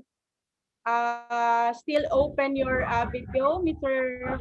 Angelo. Okay, yeah. Actually, for a lot of us, Ms. Mitch, this is the first time that we have heard these very detailed plans. And indeed, it is well laid out plan. The operations, the locations, the time, the requirements, they're all indicated there. Yes. And I was just wondering if that could be shared with the membership as well. Yeah, that's a great plan, especially to Attorney Diego Luis Santiago. And I'm sure the private sector is very much happy hearing all those great plans. And of course, it's a Pasig City Chamber that has signed the nomination for the most business friendly as of last year. And we're targeting this year to be the top most business friendly LGU in the Philippines. So with all the hard work that we did, all the meetings with ARTA, all the meetings with consultants of some UP, no, those were those paid off already. And of course, with the great programs that had been prepared for us by the Trade and Promotions Investment Department of Attorney Santiago, I'm sure malayo pa po ang mararating ng mga businesses and enterprises sa Pasig. So I might as well share to Attorney Santiago that we had really been aspiring to get some recognition as a business-friendly city. And we've been doing that for the past 10, maybe 15 years. So it needed your office to do that. Thank you very much. Ma'am, if I may just comment, likewise po, I'm not just saying this in response, but it's reality. We could not have reached the levels that we have reached if not for the support from the Pasig Chamber, from the Philippine Chamber. I say this with complete and honesty and gratitude po. You know naman po, we've already interacted that I'm a bit of a newcomer rin po kasi to the city. I really needed the help from those with the core competencies to achieve these recognitions from the city. I would just want to say that this is as much your success, whatever success or accolades that we presented are as much your success and accolades as ours talaga. Kasi kung wala po kayo, hindi po namin mararamdaman yan. Thank you po. And once again po, ma'am, yes, we're going for #1 this year. We're going for #1. Yay! Yay! Thank you very much. Of course, let us have Miss Nora Lacuna, our chairperson, to join us here. Miss Nora, would you like to open your video so you could also join us? You know, the coordinator and all the contacts po for all the NGOs, including the Pasig City Chamber, is none other than the mother of the CSR committee of the PCCI, reigning from Pasig City. Miss Nora Lacuna. So may mga tanong po ba tayo, Miss Nora? Nag-pay off na po lahat ng mga hard work na meetings natin. I think mga 5 years ago pa itong tinatrabaho. And here we have a very able and very energetic and very optimistic, passionate Attorney Santiago to make these things happen for us sa private sector ng Pasig.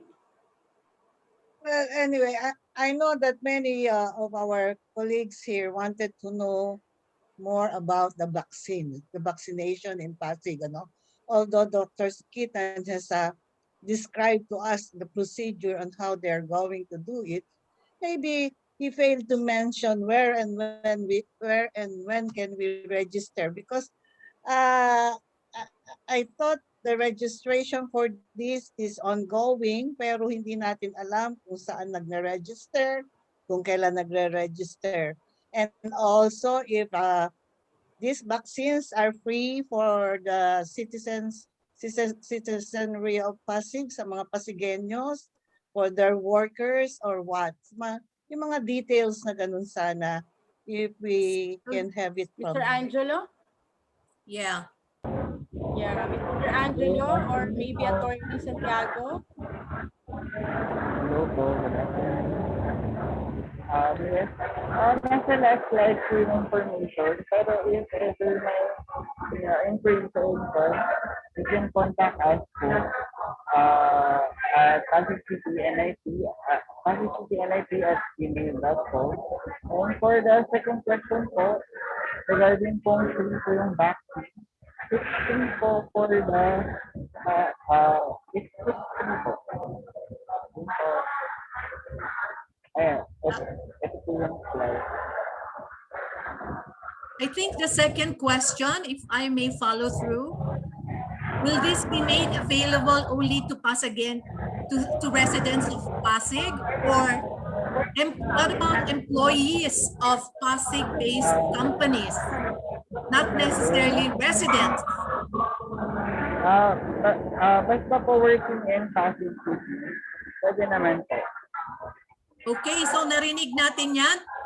Members of the Pasig Chamber, basta working sila in Pasig, there will be a master list and a profiling and registration that will be done. This was also announced actually by Mayor Vico.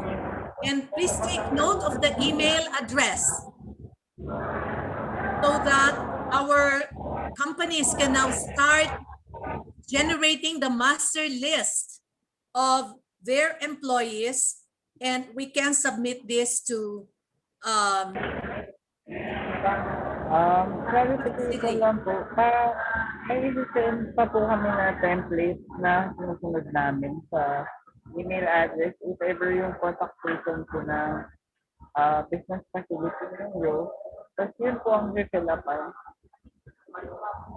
Bali, hindi po pwede i-send lang yung master list ninyo. Meron po ako na follow na template for the Pasig Health Monitor. Thank you.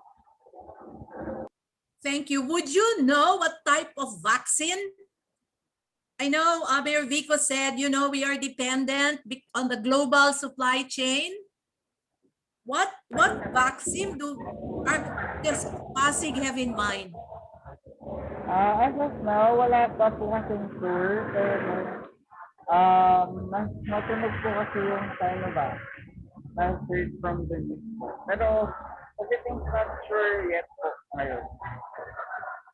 Thank you. Thank you po. Okay, thank you, Mr. Angelo.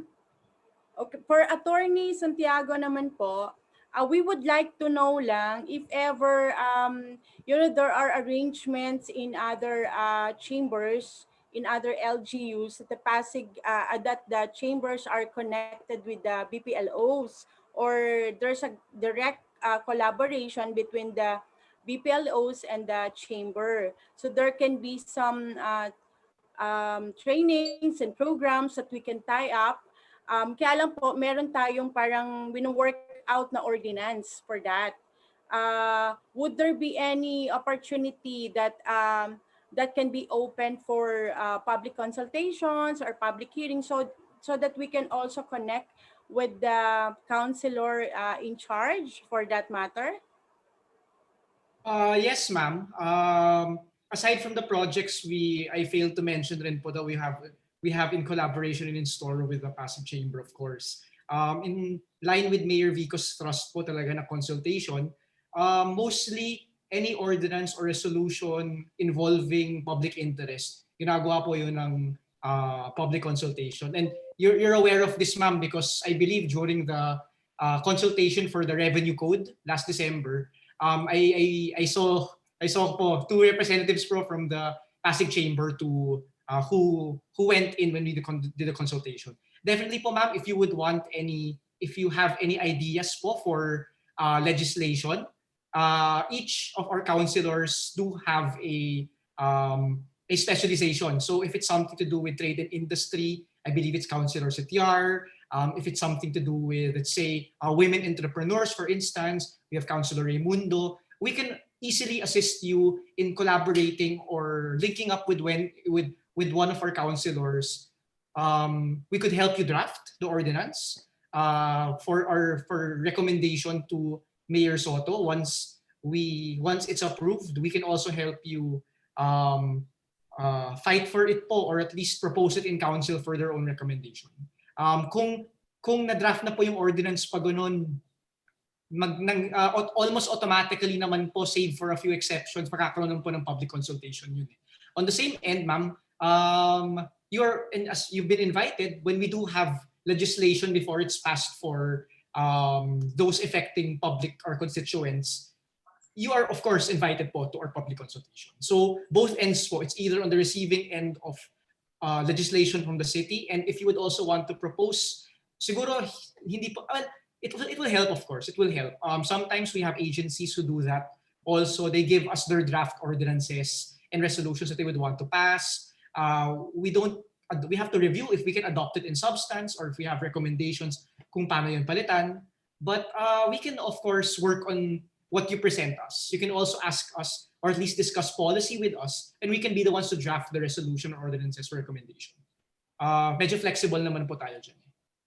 Okay, thank you, Attorney Santiago. Just for the information of everyone viewing and watching here, we were the ones consulted, and I think we had signed the ordinance on the lowering of business taxes. It was reviewed and it was presented to the public. Ang Pasig po kasi may Pasig TV. Everything naka public viewing po yan. So we very much appreciated that. That was done last year, and I think it was starting to be implemented this year. And that's a big help also. Even yung iba pong mga Pasig businesses that had to reduce their offices, hindi po nagkaroon ng masyadong problema on paying so much. Kasi before, if you close branches because of losses and everything, you had to pay a lot. Pero this time of renewal and closing, medyo mas mabilis po yung naging process.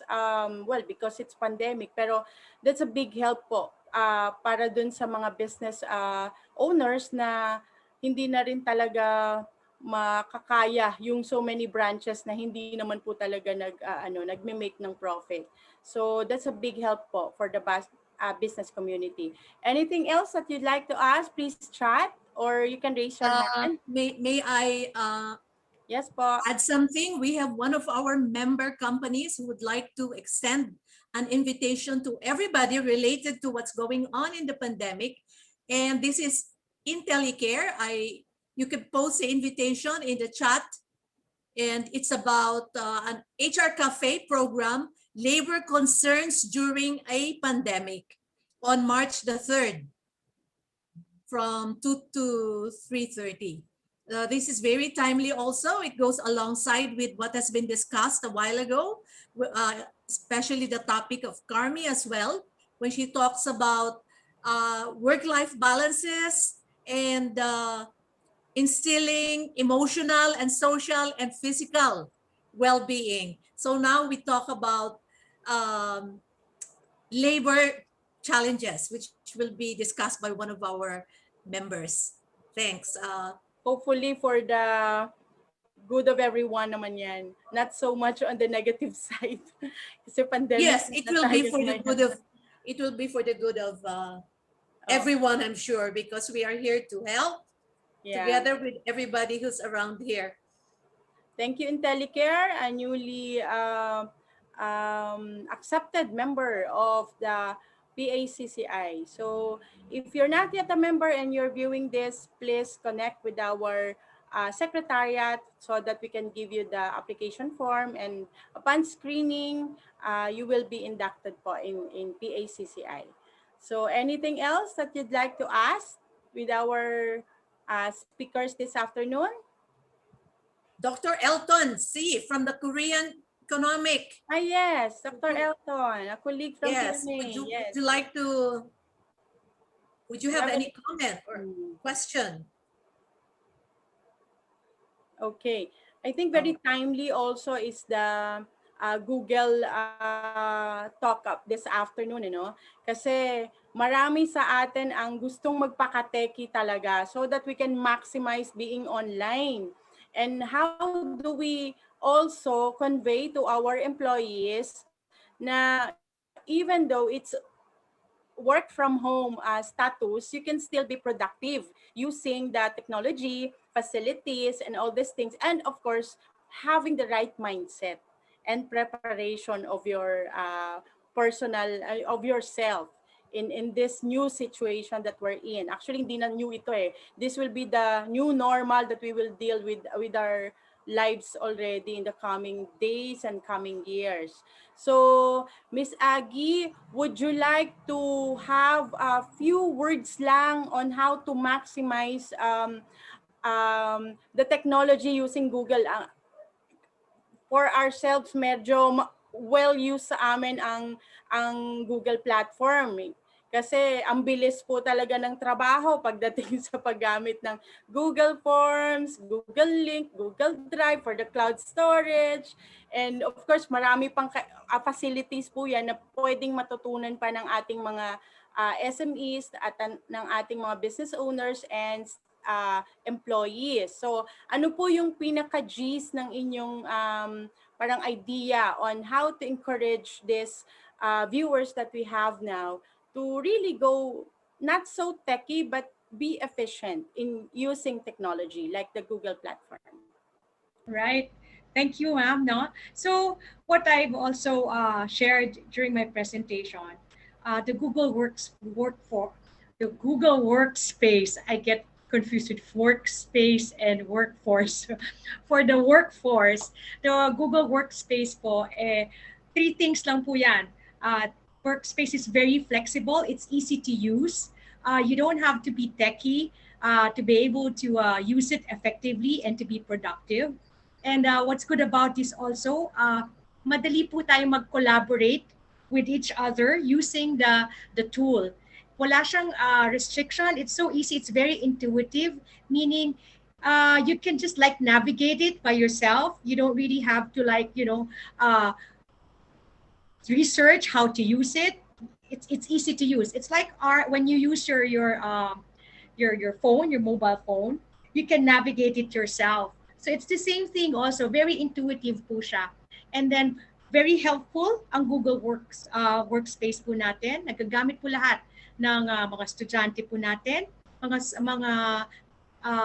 may mga maliit na business o malaking business. Hindi po siya it's accessible to all. We have different plans that would cater also for small businesses, for students, okay, and for enterprise. So we want to make sure that Google Workspace is available to everyone. And last po, napakasimple gamitin yung pag ginamit niyo po yung Google Meet para sa mga katulad ng ganitong event.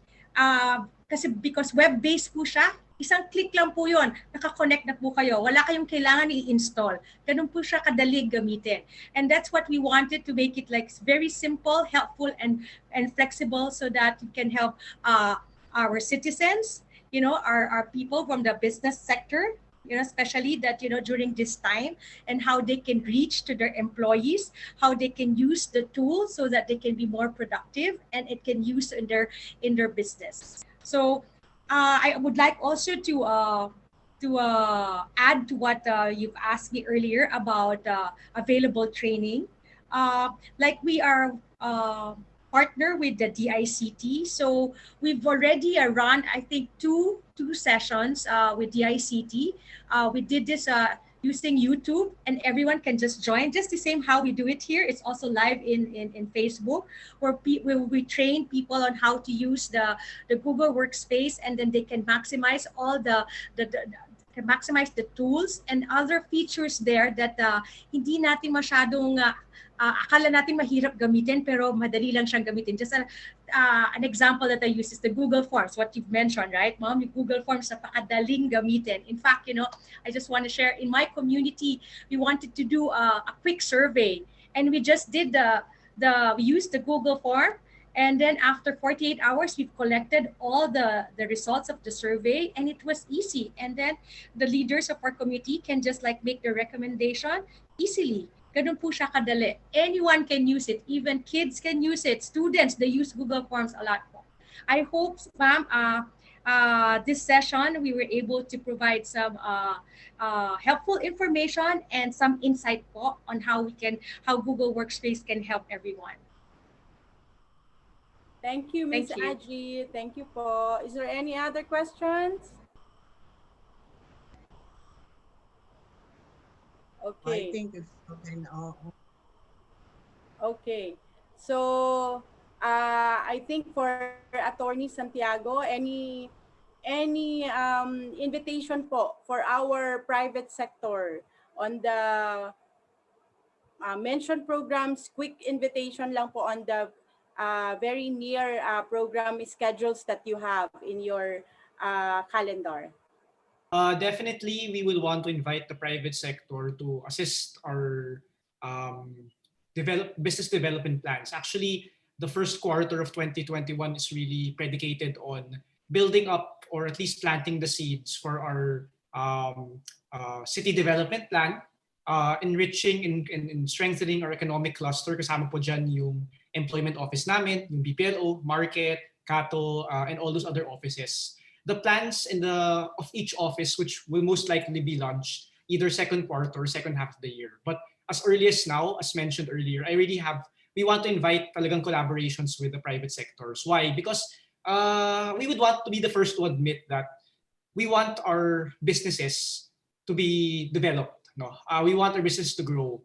It's not just the aspects of how to earn capital, but also how to be able to market their businesses, how to take care of their employees, how to siguro get credit lines, find a good supplier, and with all due, with all honesty, talagang that's not really a core competency of our office. Even in the city, we're a service oriented. We're service oriented, but we also want na meron pong mga tumulong na mga galing talaga. Like, it's really the core competence of business. Why? Because the businesses are really they're successful.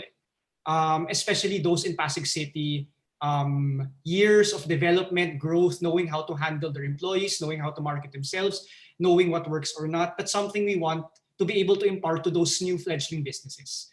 So of course, almost anything under the sun, we're welcome and open to collaborating with.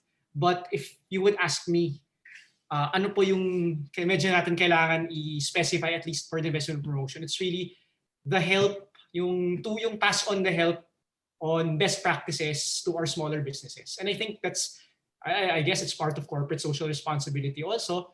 You're also increasing the economic, eco tayo ng eco pero sa totoo lang every single business which thrives contributes to the economics of the city, contributes to the GDP of the city, contributes to the GNP of the city.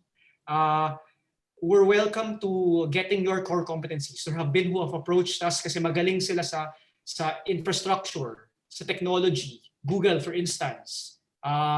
Hindi naman to formal invitation, ma'am, pero definitely if you would collaborate, we know kung saan kayo magaling. We know that you will be helpful to. We could link you up and develop a program. So it's really about helping each other during this pandemic. But of course, we also believe in transparency. Look at me going on and on again. Any program that we have or project, nilalabas naman po namin. We try to get as many people involved. And as mentioned po, Ma'am Mitch, it's really the consultation. We want all our projects to have a consultation aspect. In fact, I forgot to mention, sorry, ang dami kong sinasabi, but I forgot to mention na, in fact, when we develop the business plan for our tapat loanees, we have focus group discussions with the loanees themselves. We invite them in, we ask them, saan po kami makakatulong sa business niyo? Ano po yung makikita niyo? Ano po yung gusto niyong tulong galing sa amin? They tell us, okay, I need help in marketing, hindi ko po alam kung paano kumuha ng credit. Once we know ano po yung needs ng mga entrepreneurs namin, that's also how we can know who to approach. How do we link them up? So definitely, if you feel that there's something that any good city business plan should contain, please let us know. So we would really appreciate it. Attorney Santiago, I am looking forward to collaborate with you and the rest of the team in Google. In fact, on your focus group or yung mga consultation, please feel free to invite us because we want to understand what are the challenges, the problems, and yun po ang core namin is how to help people solve their problems and take advantage of our resources that we have that we can share with you also. Ma'am, thank you. I will for all those trusted in the Zoom, I'm posting my email address. Please feel free to send me a message anytime. I'll get back to you as soon as possible. Thank you so much, ma'am. Looking forward to it. Me too. So thank you. Are there any more concerns or questions that anybody from the body wants to address before we give the floor to our beloved chair lady? Miss Okay. Mitch? Yeah, basta Attorney Santiago, count on us. If you need experts, yan, Miss Jocelyn, I for myself is a CPM, Certified Professional Marketer, and consultant for business also. We will be happy to share best practices and knowledge and lectures. Miss Jocelyn is a known speaker po and resource person when it comes to several topics about HR also.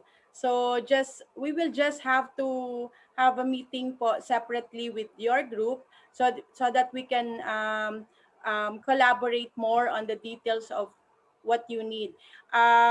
We're also actively coordinating with the Pasig City Pasig Center with Miss Ligaya.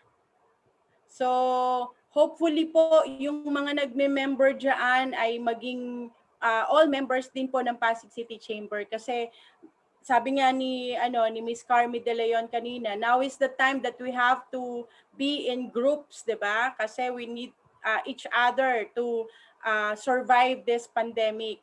Hindi po kakayanin ito ng isa lang, hindi rin kakayanan ng iilan lang. The more the better that we can sustain our enterprises and our livelihood also. So we will connect with you for sure, Attorney Santiago. And thank you very much to everyone who's here. If you have further questions, please email to us na lang po, pacsecretariat@gmail.com. And we're open for membership pa rin. So nagpapalaki po tayo ng membership so that we can act as one in the private sector po ng Pasig, since direct coordination naman po tayo sa PCCI and Pasig City Government. So without further ado, let me introduce the lady that is always sought after when it comes to NGOs in Pasig and the CSR head for PCCI to do the closing remarks for this afternoon, the State of Pasig Businesses Forum, Ms. Nora Lacuna. Thank you very much, everyone. Okay. Good afternoon.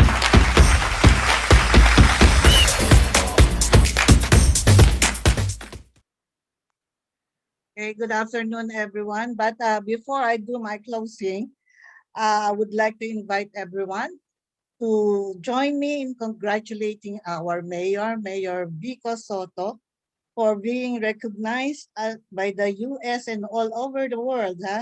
Hindi lang high level na to, all Yes, over the world, to be one of the champions, one of the international anti-corruption champions. So let's give him a hand and congratulate him for this Because of this, Congratulations! Pasig is in the map of the world. Okay, Wow. so congratulations to our mayor. Good afternoon again, Mayor Vico. To our speaker, Attorney Diego Santiago, our health officers, and our speakers, Ms. De Leon and Ms. Flavier, and of course to my dear DP Delia Jimenez for gracing our GMM today.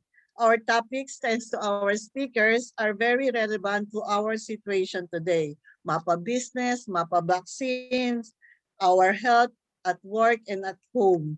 To all our members and guests, thank you so much too.